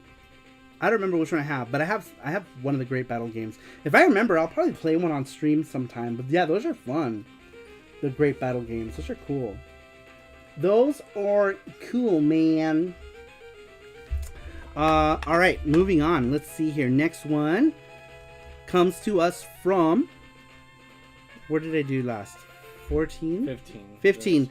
Number 15 comes to us from a Sasquatch. Sasquatch in time. Sasquatch says, niche search engine. Bing.com's dictionary defines niche as a comfortable or suitable position in life or employment.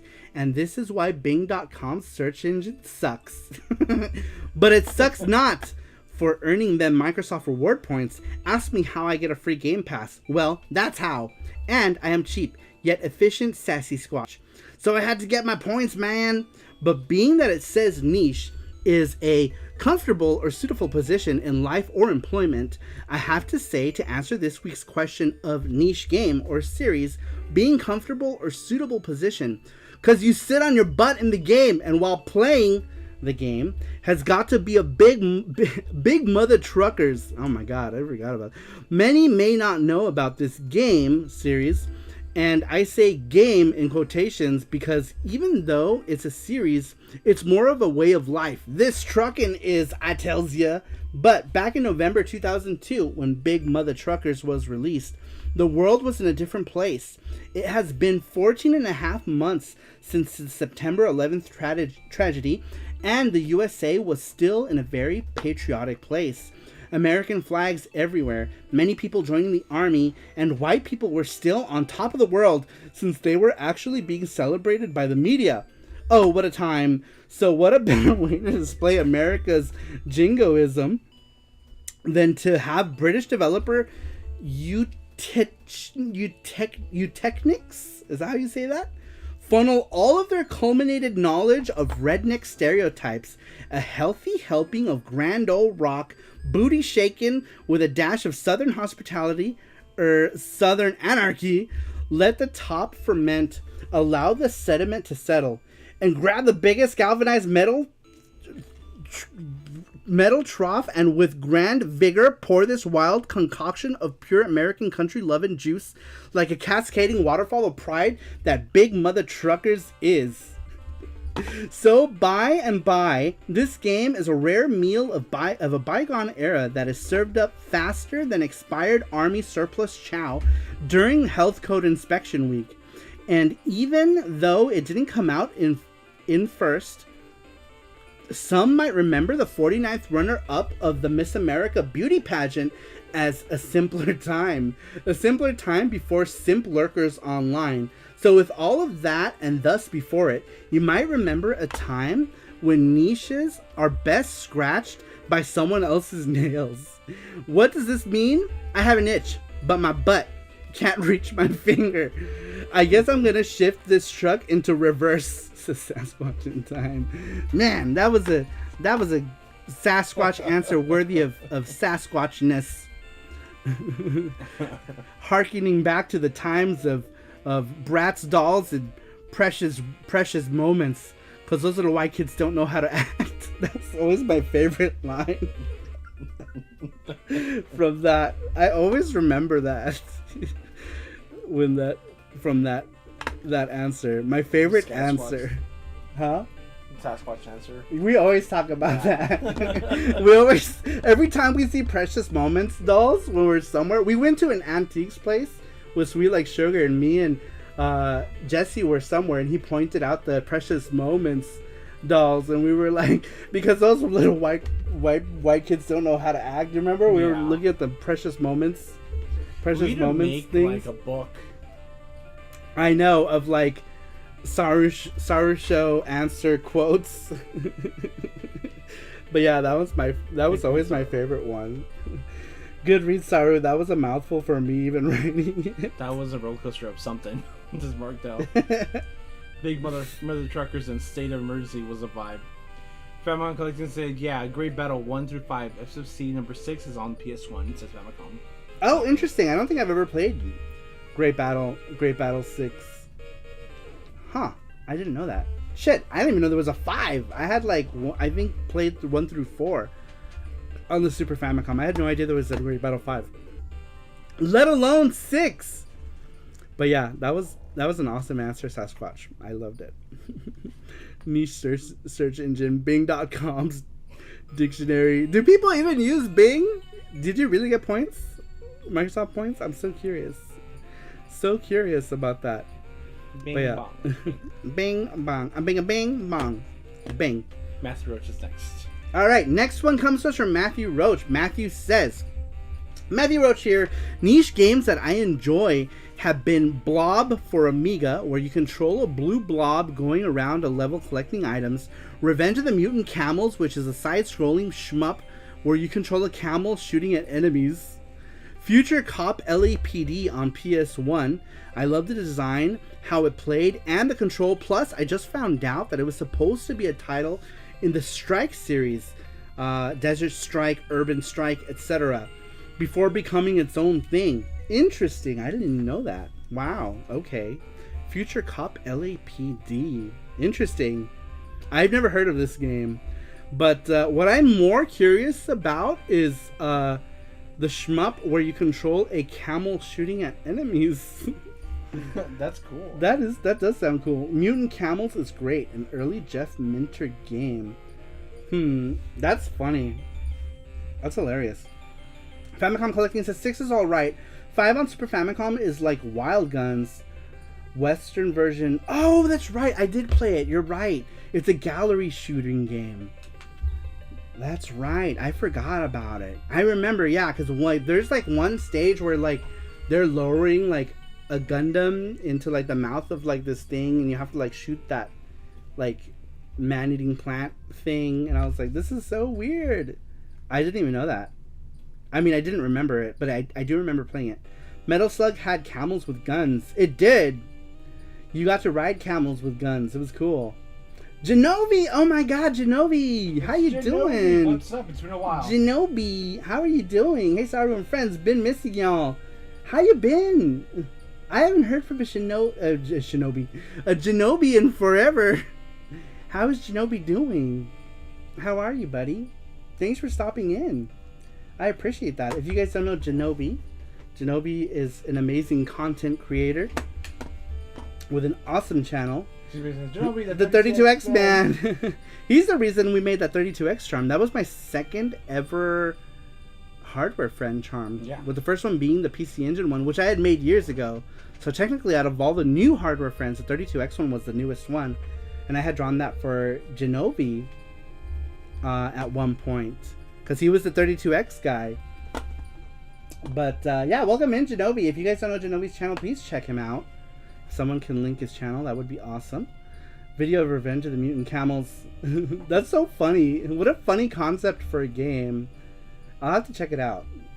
It sounds hilarious. You said doing okay, life is busy, health man, but getting better. Oh man, I didn't know you were having health issues. I do hope you're feeling better. That's never fun. But hopefully life gets calmer for you as well. There it is. There's Genovi's channel. Thank you so much, Matthew. Matthew is always on it with the links. I appreciate that so much. That is Genovi's channel. Please check him out.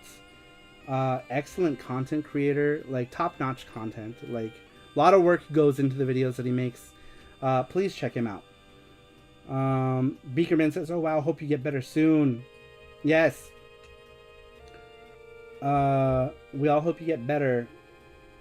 I played a lot more of Attack on Mutant Camels, says Markville.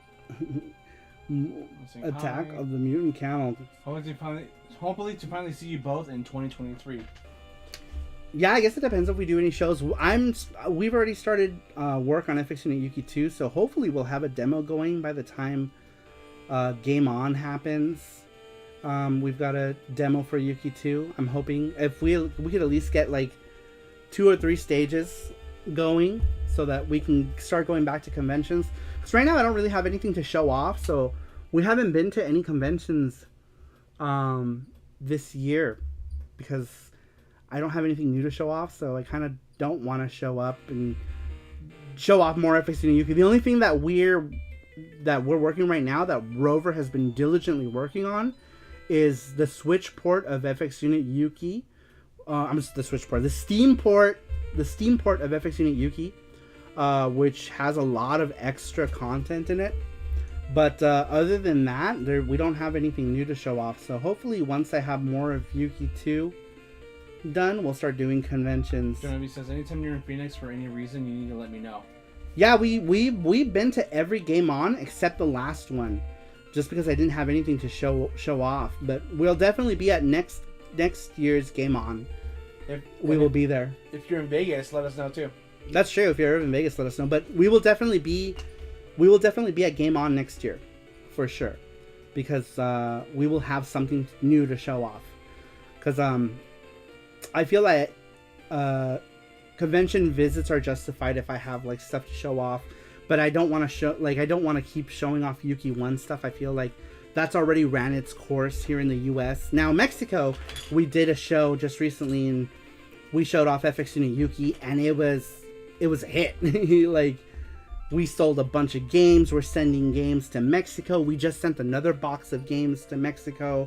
FX Unit Yuki, our first game has gotten a resurgence in Mexico, so now the Steam version will have like Spanish in it.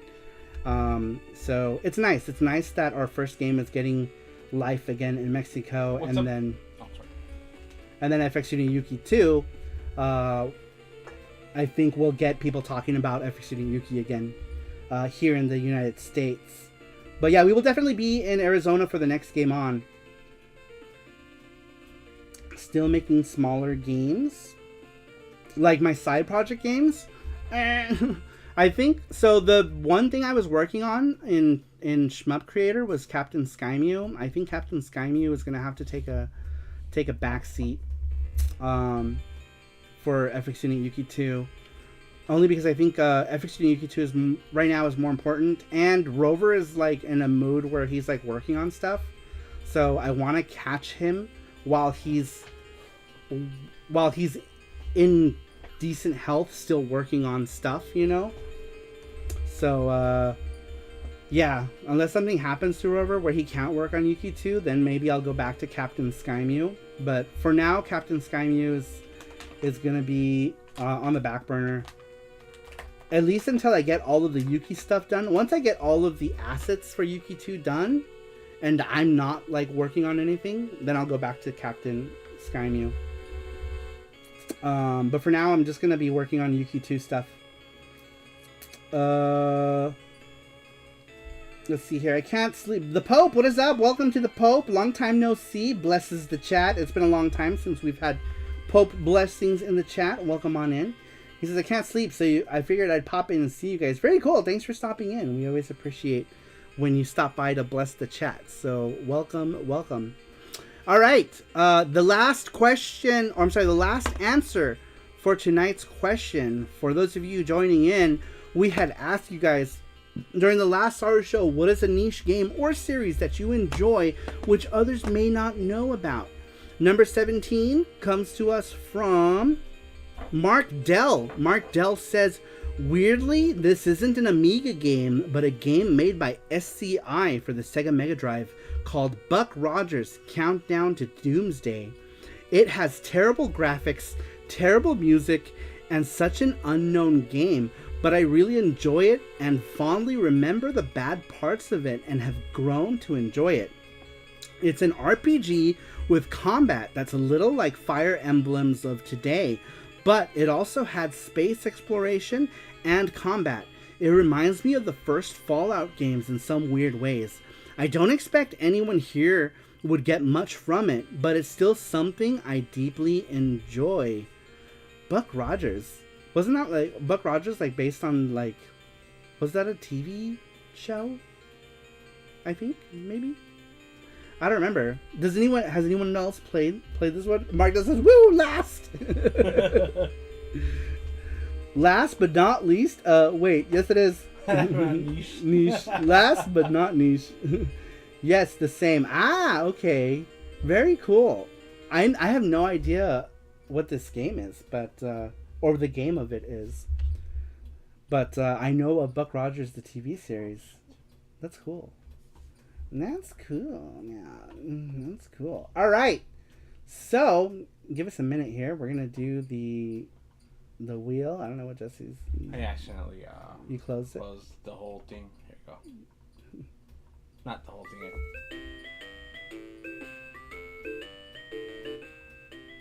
All right. All right, you guys. Here we go. All right. No, not yet, because I have to put it in here. Never mind. He says, listen to the music. You'd hate it. But he appears super briefly. I'm curious now. I'm kind of curious. Oh, wait. You know what? Here, while you're doing that, yeah. I didn't talk about my niche game. I'm an idiot. All right. So, the niche game series that I wanted to talk about, and I don't know why I grabbed them all like I was doing a show about this particular niche series, but one of the niche series that I enjoy is a Japanese RPG series called Tengai Makyo. Now, in Japan, I wouldn't really say that this is niche, but it's, to us, it's pretty freaking niche, and it's PC Engine. This one is called Tengai Makyo Jiraiya. Tengai Makyo Jiraiya was the biggest RPG of all time in terms of size and length and text at the time of its release. And it was also the first RPG game to be put on a CD-ROM. Tengai Makyo, otherwise known as Far East of Eden, we never got any English ports of any of these games, even though an EGM did once say that we were going to get a English port of this game. We never did get an English version of the second game. An EGM mentioned that Tengai Makyo 2 Manjimaru would get a release, but yes, this is my This is my favorite series. I am pretty sure I have every game in this series. I don't have all of the variants, but I do have every game. Jiraiya was then later on reprinted for the PC Engine. This one was a regular CD-ROM. This one was a Super CD-ROM, and then this one, I believe, included some faster loading times. But more or less, it's the same. It's the same game, remade. And I absolutely love this series. If you want to know more about the Tengai Makyo series, definitely check out videos by either Happy Console Gamer, who was one of the first people on YouTube to talk about this series, and Jimmy Hapa as well. Jimmy Hapa recently did a video on Tengai Makyo. He interviewed the artist for Tengai Makyo and did excellent videos on this. But I love this series. This is the first game in the Tengai Makyo series. Then there was this one, the second game. This one is Tengai Makyo 2 Manjimaru, which is that character there. That is not a swastika. That is a manji. But in later versions, they took that out. So they made the manji look more, I guess, less like a swastika. And the character that I drew today for the charm, the reason I chose this character for the charm is because this character is very iconic to this series. The character's name is Kabuki Danjuro. He is a very beloved character in this series, so much so that the popularity of this character, who appeared in the second game, made it so that they made a spin-off. This here is Kabuki Den, or Fuun Kabuki Den. This is a spin-off game of Tengai Makyo, where Kabuki and the gang go to America. And it's interesting concept. And then the PC Engine got a couple more Kabuki games. This one is Kabuki Deden no Den. This one's like a Bomberman type game. But instead of Bombermans, all the characters are replaced by Kabuki. Kabuki is all the characters. You have different colored Kabukis. Then later on the PC Engine, a fighting game came out for Kabuki. This one is Kabuki Ito Ryodan. This is an arcade card game. Excellent fighting game, and still very affordable. If you're a fan of PC Engine fighting games and you have an arcade card, it's definitely a good way to play it. Now, the only game that we got in the series in English was Tengai Makyo Shinden, but here it was called Far East of Eden Kabuki Clash. This is the CD version, but I do have the neo-geo ROM cart as well. But it's more or less the same game. The only difference is that the music arrangements are better on the CD version, but the Neo Geo ROM cart is basically the same exact game. And of course, the PCFX being a Hudson NEC developed system console, there had to be a PCFX Kabuki game. This one is Tengai Makyo Karakuri Kakuto Den. This one was a one of those like anime cinematic QTE fighters, like a quick time events where you have to like quickly like do some commands in a small like window time, but it's so hard because you can't. The inputs are just freaking weird in this game. It's beautiful. The animations are excellent, but I feel like Karakuri Kakuto Den falls short compared to other games that are similar, like Battle Heat. I feel like Battle Heat on PCFX was more playable. And then, of course, there was a Saturn game as well. This one was called Tengai Makyo The Fourth Apocalypse. I don't know. I used to think it was called that because it was the fourth game, but it's not. I think it's called that because of the event that happens in the game. But this one takes place in a fantasized version of America, and the map is all like wonky. It's like a wonky America. The creator always liked to create stories from the points of views of other areas, right? Tengai Makyo takes place in a fantasized Japan, or Japan as it's called. Japan is the representation of Japan as seen through the eyes of foreigners, right?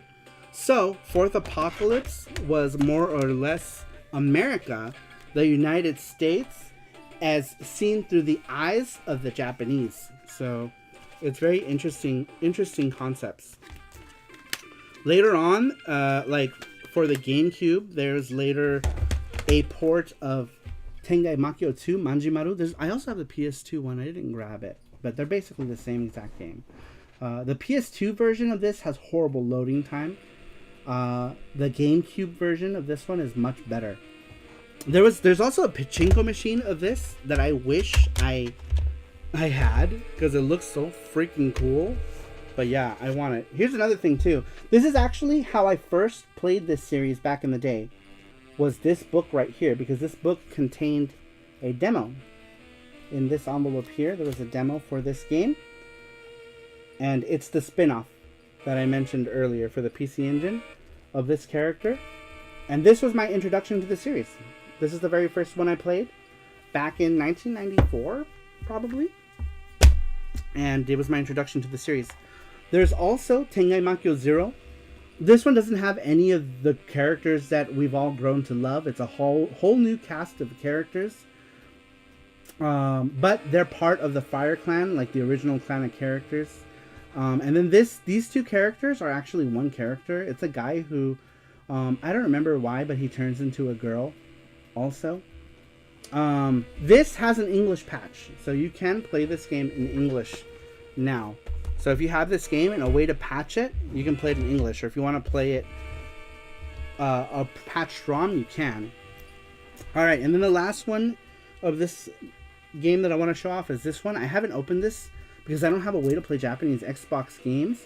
But this is Tengai Makyo Jiraiya, but the remake. This was an Xbox 360 remake. The characters completely redesigned. New cutscenes. 3D graphics. This was the last hurrah for the Tengai Makyo series. But yeah, I absolutely love this niche series. That's the one I chose to talk about because I felt like it would be more relatable than Sushi Pai. But Sushi Pai is another really niche series that I like. But I figured that would have been one that people can relate to because we did get a couple. Well, we got one release in English. All right. Anyway, Matthew says Tengai Makyo also came out on iPhone. Did it really? I didn't know that. All right, here we go, you guys. We're gonna do the wheel. Let me see what I missed here. You guys are talking. Mark, the same book brothers. I got my bestie into Tengai Makyo, says the Pope. He can read some kana. So 16-bit RPGs in their native language. Let's see here. The blue-haired guy is Saturn Bomberman, I think. The multiplayer. Yeah, the blue-haired guy. Actually, all four of the main Fire Clan characters are in Saturn Bomberman, which is Kabuki, Manjimaru, the boy with purple hair, and then two other characters from the series are in it as well. Let's see here. Juan Castillo says, can't wait for Yuki releases and the OST too. Actually, I would love a limited edition vinyl release. That'd be awesome. Ooh, we told people we were going to make a vinyl, but I don't think we're going to. It's very expensive to do, so I don't think we're going to do it. But we are going to remake the original PC Engine soundtrack again. But we're also going to do the Mega Drive chiptunes version on CD, which will be the first time we've put the chiptune tracks onto compact disc. So that's going to be awesome. And we're thinking about packing like the first, like, I think 100 with a version of the soundtrack. I'm not sure how I want to do it because I would like to sell the soundtrack separately. So maybe cassette tapes. We could do cassette tapes. Cassette tapes are actually more accessible than records in terms of price, but vinyl is expensive. It's expensive, especially because FX Unit Yuki is. The soundtrack is like 79 minutes or something. It's a packed game. Like, FX Unit Yuki's soundtrack is like... It's big, right? Yeah. So, like, it's... Making it into record, I don't know how we'll be able to do so. But, it is very expensive to do. We got some quotes and we did not like it. So I don't know. And I already paid so much to like the composer, and I still owe him money. So it's like it's not beneficial for us to do vinyl. So actually one person paid us ahead of time for vinyl, which I don't know why, because we never took a pre-order, but we need to give that money back to them for that, because it's expensive. Dual vinyl, yeah, that's going to be expensive. Yeah. So we can't do it. No. It's too much money. It's too much money to do. So we're not going to do it. Yeah, we would have to do it across two vinyls. Cuz the FX Unit Yuki soundtrack fits on a CD on one CD just to the brim. Like the CD soundtrack is filled to the brim. It is literally like 79 minutes. So yeah, I don't think we won't be able to do it. Couldn't you do a pre-order of it and just do what you have to and see who's interested? I guess we could do that. We'll see. CD, USB stick, etc. Well, you can still buy like the digital ones from the composer directly on his website. But we're gonna be doing physicals on CD. Again, because we have. Let me just grab one. Here's the soundtrack. Here's a brand new one. This is the soundtrack. We're gonna be redoing these. I don't know if I'm gonna redesign the jacket, because I have the opportunity to redesign it. So I don't know if I'm gonna redesign the jacket or just leave the jacket the same. I'm not sure yet. But I was thinking about redesigning it. But this is the soundtrack on CD. And we even did, like, on the side, it says audio CD. I did it in the style of how, like, PC Engine games. So if you were to stack this next to your FX Unit Yuki for PC Engine, it would be like... I don't have a PC Engine copy over here because I'm an idiot. But, yeah, if you were to stack this next to your copy, it kind of like fits that style. Oh! See? It was like next to me. So you can put them next to each other, and they kind of look the same. I don't know why this I think the spine is like, oh no, it's fine. It's just the art bleeding over into the spine. So if you put it like on your shelf, I did it in the same style, just so that they stack up. They stack up nicely. So, but I don't know. I might redo the design, because I had drawn another picture of Yuki with headphones. So I might just change that part of it. That way it's also differentiates for those who have the first version of the CD, there's a difference. I did the same thing with the PC Engine one. When we reprinted the PC Engine copies, we did a new cover for that one. So that people who had the original cover, that's how you knew you had which version, the original print run or the second print run. Same thing with the CDs. I think the cover will be different. Ever consider uploading the tracks to Spotify? So the digital, I don't sell the digital one. I let, as part of the deal, I let the composer sell it, and he makes the money for it. So he has them on Bandcamp. So it's up to him. I don't know if he won't, like, I guess we could do it too. Yeah, we can now. We could do it now, because I will be having full rights. I didn't negotiate, because I know what I was doing, and I didn't negotiate full rights, and so the composer wanted more money to negotiate full rights. So we've come to an agreement, a monetary agreement. So I guess I can just put them on Spotify. I guess we could do that. How about soundtrack for Yuki 2? Yeah, Yuki 2 will have a physical soundtrack as well. Yuki 2 will have a physical soundtrack. We already have one track for Yuki 2. I don't know if you guys heard it. We played it, I think. Do you guys remember?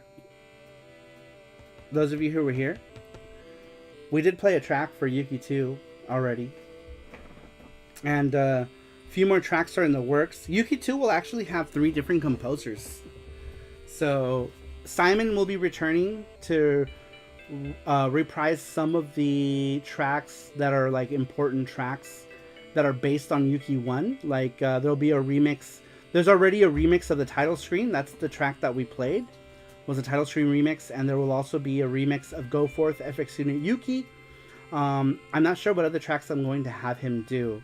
at this point. But so far, 2 of the tracks are remixes that pay close homage to the first FX Unit Yuki game. Looking forward to picking up both soundtracks. We'll have the soundtracks for the Mega Drive and the PC Engine versions available at the beginning of the year. And there'll be one is going to be the chip tunes of the Mega Drive version. A lot of people love the chip tunes, so we'll be able to now put those on CD with the new arrangement that we've made. For the PC Engine disc, you can put that in a CD player. Yes, so if you do have the original PC Engine game, you technically have the soundtrack already, because you can put that into a CD player. And it's almost exactly the same. Some differences in like a couple tracks. Some tracks were longer on the soundtrack. I think like 1 track, but other than that, it's almost identical, really. Let's see here. I remember it slapped. It's the Socket Monsters. Yeah, a lot of people liked the chiptune soundtrack for it, so we'll be putting it on CD, because that's something that like a lot of people kept asking us about. Were, when are you going to put the soundtrack to the Mega Drive version on CD? And we originally didn't have any plans of doing it because we weren't allowed to, because the composer didn't want it. But because I don't know. I don't remember what the reason was, but that's a non-issue now. So we'll be doing the soundtrack for Yuki.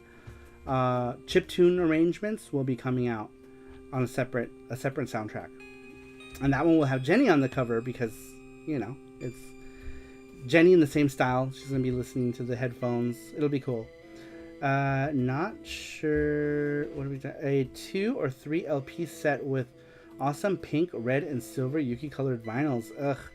I'd get 2 of them like yesterday, says Juan Castillo. I guess we'll have to see what we do. I just feel like it's going to be a... As we can ask. Yeah. To take out names to see who would want it, you know?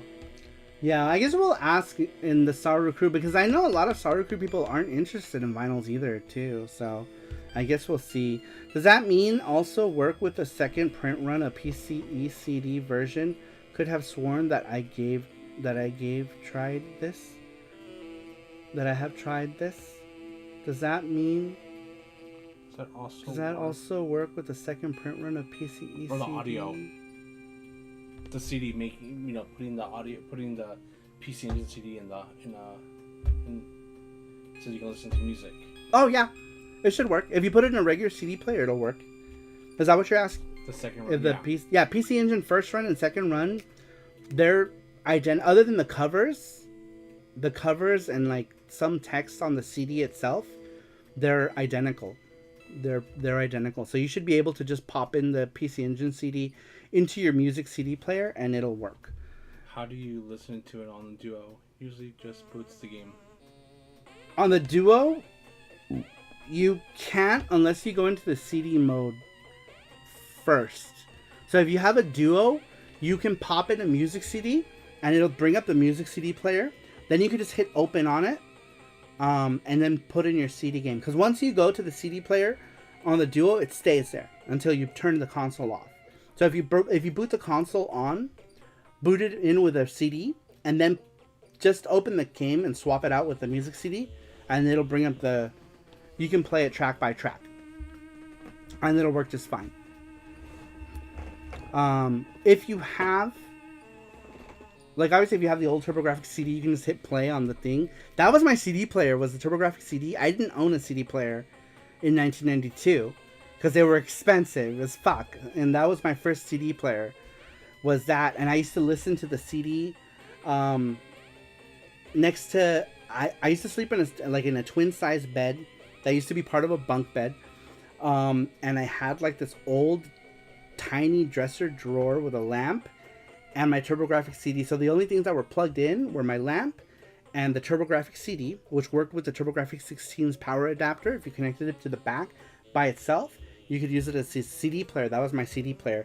That was actually why this panel in FX Unit Yuki is using the PC Engine as her music CD player in this panel. I don't know if you can see it. It's kind of going to be a little blurry. But right there, that's what I used to do. is I used to connect the CD player to the wall, and this is more or less how I slept. I had a little 2-drawer dresser next to my bed, and the TurboGrafx CD by itself, and then the games next to it. And I would listen to the soundtracks of the games in my sleep. Back then, it would be like the East. I would listen to East 1 and 2 on CD and Monster Lair, because those were the only games I had, right? So I would listen to Monster Lair and East 1 and 2 in bed for the longest time, because I didn't own any other CD games. And then I got Cosmic Fantasy 2, but there was like mostly speech in that one. And I hated listening to that one because for some reason, between tracks, it would make a loud buzzing sound that would scare the shit out of me. So I remember I'd be listening to it and then be like, like really loud. I'm like, oh, that's so loud. Let's see here. Yep, that was a question. Sorry, thanks. When are we getting FX Unit Yuki coloring book? Do you want one? I can make one. I can make a coloring book. I don't know how many people would buy that, but I would make it. If there was interest for a coloring book, I would make it. I would love to. I thought about it, but then I was like, no, this is a stupid idea. No one would buy it. But maybe it's not a stupid idea. Maybe people would buy it. Since Yuki is imagining yourself as Saru, do you have a cue card blanket as well, Saru? I don't. That would be cool. But that was pretty much me, right? Like, I think at the time, I didn't use, like, when I was a kid, I had, like, blankets like that. But, let's see here. Bizarro Cito says, I used my Sega CD to listen to CDs. Even had some of them CD plus Gs. Oh, man, those are so cool. Also, welcome, Bizarro Cito, to the chat. I have, what do I have that's a CDG over here? Can I get a bumper sticker that says something like, most of the kids are dumb, but my daughter Yuki makes honor roll at Japan Electronics? That would be hilarious. Most of my kids are dumb. That's funny. This one here, this is a CD plus G. Right here. I uploaded it to the channel, but the volume is low. I think I need to re-upload it. Because I took the audio from the Sega CD, and for some reason the Sega CD audio was low.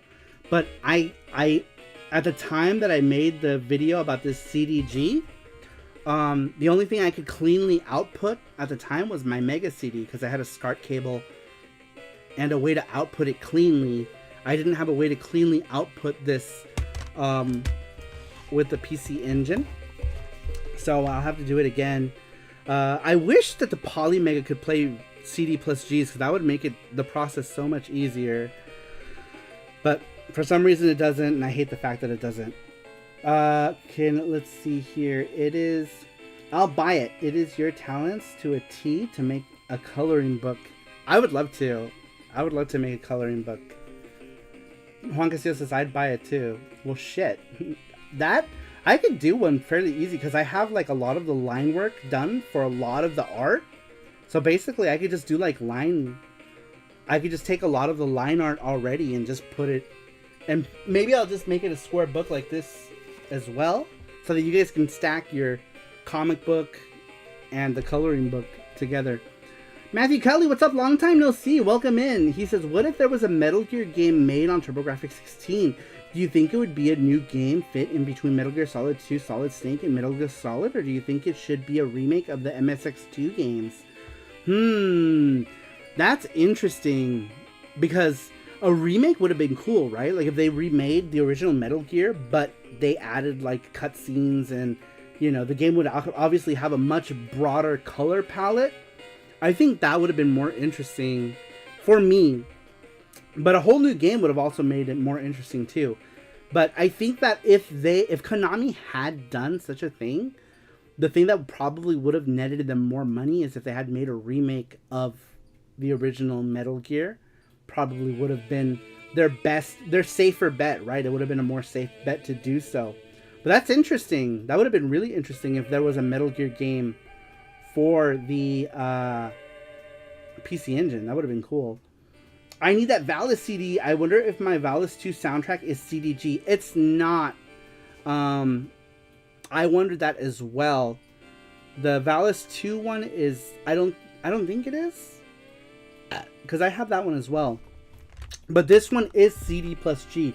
Man, if it's too bad you weren't around when I was doing the Yugi stuff at Retro Game Fest, because the guy who I bought the Valis 2 CD from in Retro Game Fest had this one as well.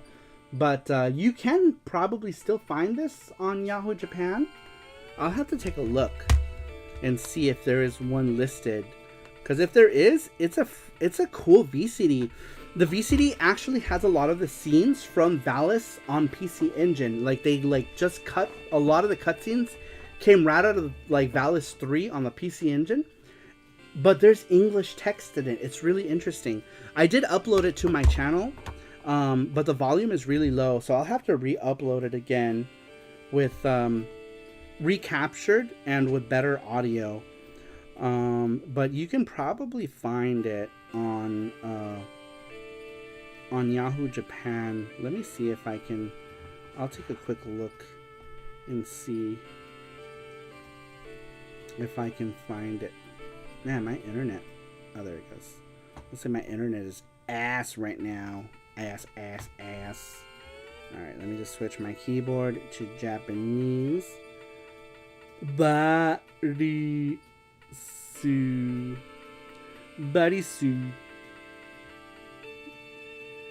Valis 3. Alright, let's see if there are any on Yahoo Japan.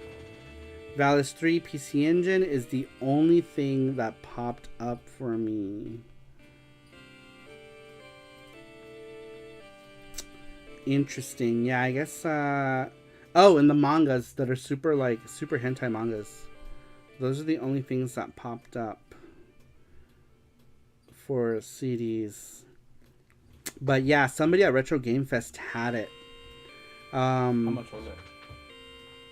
I don't remember. He was asking a lot for it though. I think it was like 1,900 pesos. So about like $80, $90. Yeah, he wanted, I think, like 1,000. Or was it 1,000? It was like 1,600 pesos or 1,800 pesos that he wanted for the CD. So it was kind of expensive. I've been hunting the PC Valis Visual Collection too, or as well. Yeah, there are 2 of the Telenet Visual Shu, is what they're called. I think is like Visual Shu Cosmic Fantasy and Visual Shu Valis, which is the 2 Telenet ones. I have both of them, but I got them a long time ago. So I got them not bad. Alright, ladies and gentlemen, I gotta head out. I love you, peeps. Good night, family. Good night, Sake Monsters. Wait, we're still gonna... Thanks for stopping in. Alright, and we gotta go too. Yeah. So let's go ahead and do the winner of the weekly game giveaway. Yeah, just cover the whole thing so we can do it. Alright, here we go, you guys. Here we go. We're gonna shuffle. It's such a weird capture. Yeah, I know. For some reason, it's like it didn't let me because of the screen or something. Gotcha. So I'm not sure. All right, here we go, you guys. This is for the weekly game giveaway. No, sorry, didn't mean to click it. It was an accident.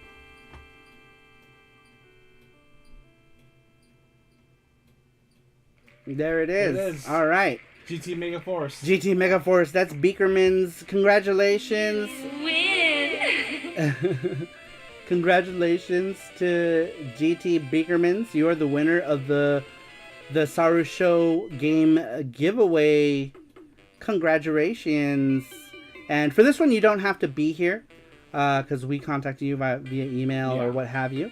So congratulations to GT Beakerman. We'll let him know in the Discord that he has won. And yeah, if you guys want a chance to win a game from our game giveaway box. Ooh, we just got a donation from Mackenzie. He says, have a great night, everyone. Take care, Saru Crew. Sweet y'all later. Says Mackenzie. Thank you very much. I appreciate that, Mackenzie. Very cool. Thank you so much for the $5 donation. I appreciate that. GT Ultra Mega Giga for the win, says Beakermans. Very cool. Yes, you are the winner. So make sure you guys know where to go. If you don't know where to go, it's do we still keep the list? Where do we keep the list now? On SaruMar.com? Yeah. Okay, so on SaruMar.com, you can go and pick the games. Oh, if you click anywhere on the screen. I didn't know that. Yeah, if you click anywhere on the screen, maybe just... Okay, yeah, that's what happens. So if you click anywhere on the screen, that happens. But congratulations to Beakermans. You are the winner of the weekly game, or the SaruShow game giveaway. There it is. Thank you, Matthew, for that. I appreciate it. Matthew is always on the ball with that stuff. Much appreciated. All right. Next SaruShow, you guys have picked what it's going to be. It's going to be your favorite video game based on a movie or a TV series. So like a movie, so if you have like Die Hard or Alf or, you know, Ghostbusters or, you know, The Facts of Life. No, there's no game about The Facts of Life. I'm sure many people don't even remember what The Facts of Life is. But anyway, you guys, thanks everyone for stopping in tonight. I really appreciate it. Next SaruShow, December 30th. Is it December 30th? 31st. December 31st. December 30th. New Year's Eve. Holy shit. Oh, shit. So will that be our New Year's show also? Yeah. Oh, fuck. I thought you just do it on Christmas and then just do the next New Year's. No, wait. How does that work? Saturday. What's Saturday? What is New Year's? Sunday. I thought it was Christmas Eve. Sunday, Christmas Eve, Saturday. Christmas Eve is on a Saturday. And then the next week Bring after the calendar. is New Year's Eve. Oh, no. Yeah, we're not. Okay, never mind. Sorry, not New Year's Eve. Not New Year's Eve. Christmas Eve. I'm a dummy. Christmas Eve. It's just that Jesse agrees with whatever I say, so I got confused. 2 Saturdays from now is Christmas Eve. That's what. Okay, Christmas Eve. Sorry. And then the next week after is New Year's Eve. The next week after, but we're not doing a SaruShow. No, we're not. Yeah. Your parents are probably gonna be here still, no? Right? Yeah. Yeah, we can do both. Maybe we'll see. They're not gonna be here. No, we're not gonna do. We're not. Let's just do it every other Saturday. Okay. How we're doing it. Well, my parents won't be here because they're going to a party. Oh, they won't? My family, yeah. On New Year's, on Christmas? Christmas and New Year's. Oh. Just like, remember last year? This is the same thing. Okay, so yes. December 24th. Saturday, December 24th is next SaruShow. It's going to be late. We've been at it for almost 4 hours. In 2 weeks. SaruShow is every other week now. Because reasons. But anyway, guys. Thanks everyone for coming in here tonight. Today was awesome. Thank you all for helping make the charm go once again every single week. You guys are super duper awesome. Thank you very much. Thanks to Anonymous Dell for I'm pretty sure, right? Yep. For Pokemons for Panda. Panda is going to be so happy with the Pokemons. And yeah, thanks everyone. I really appreciate everyone stopping in tonight. And have a good night. Bye-bye.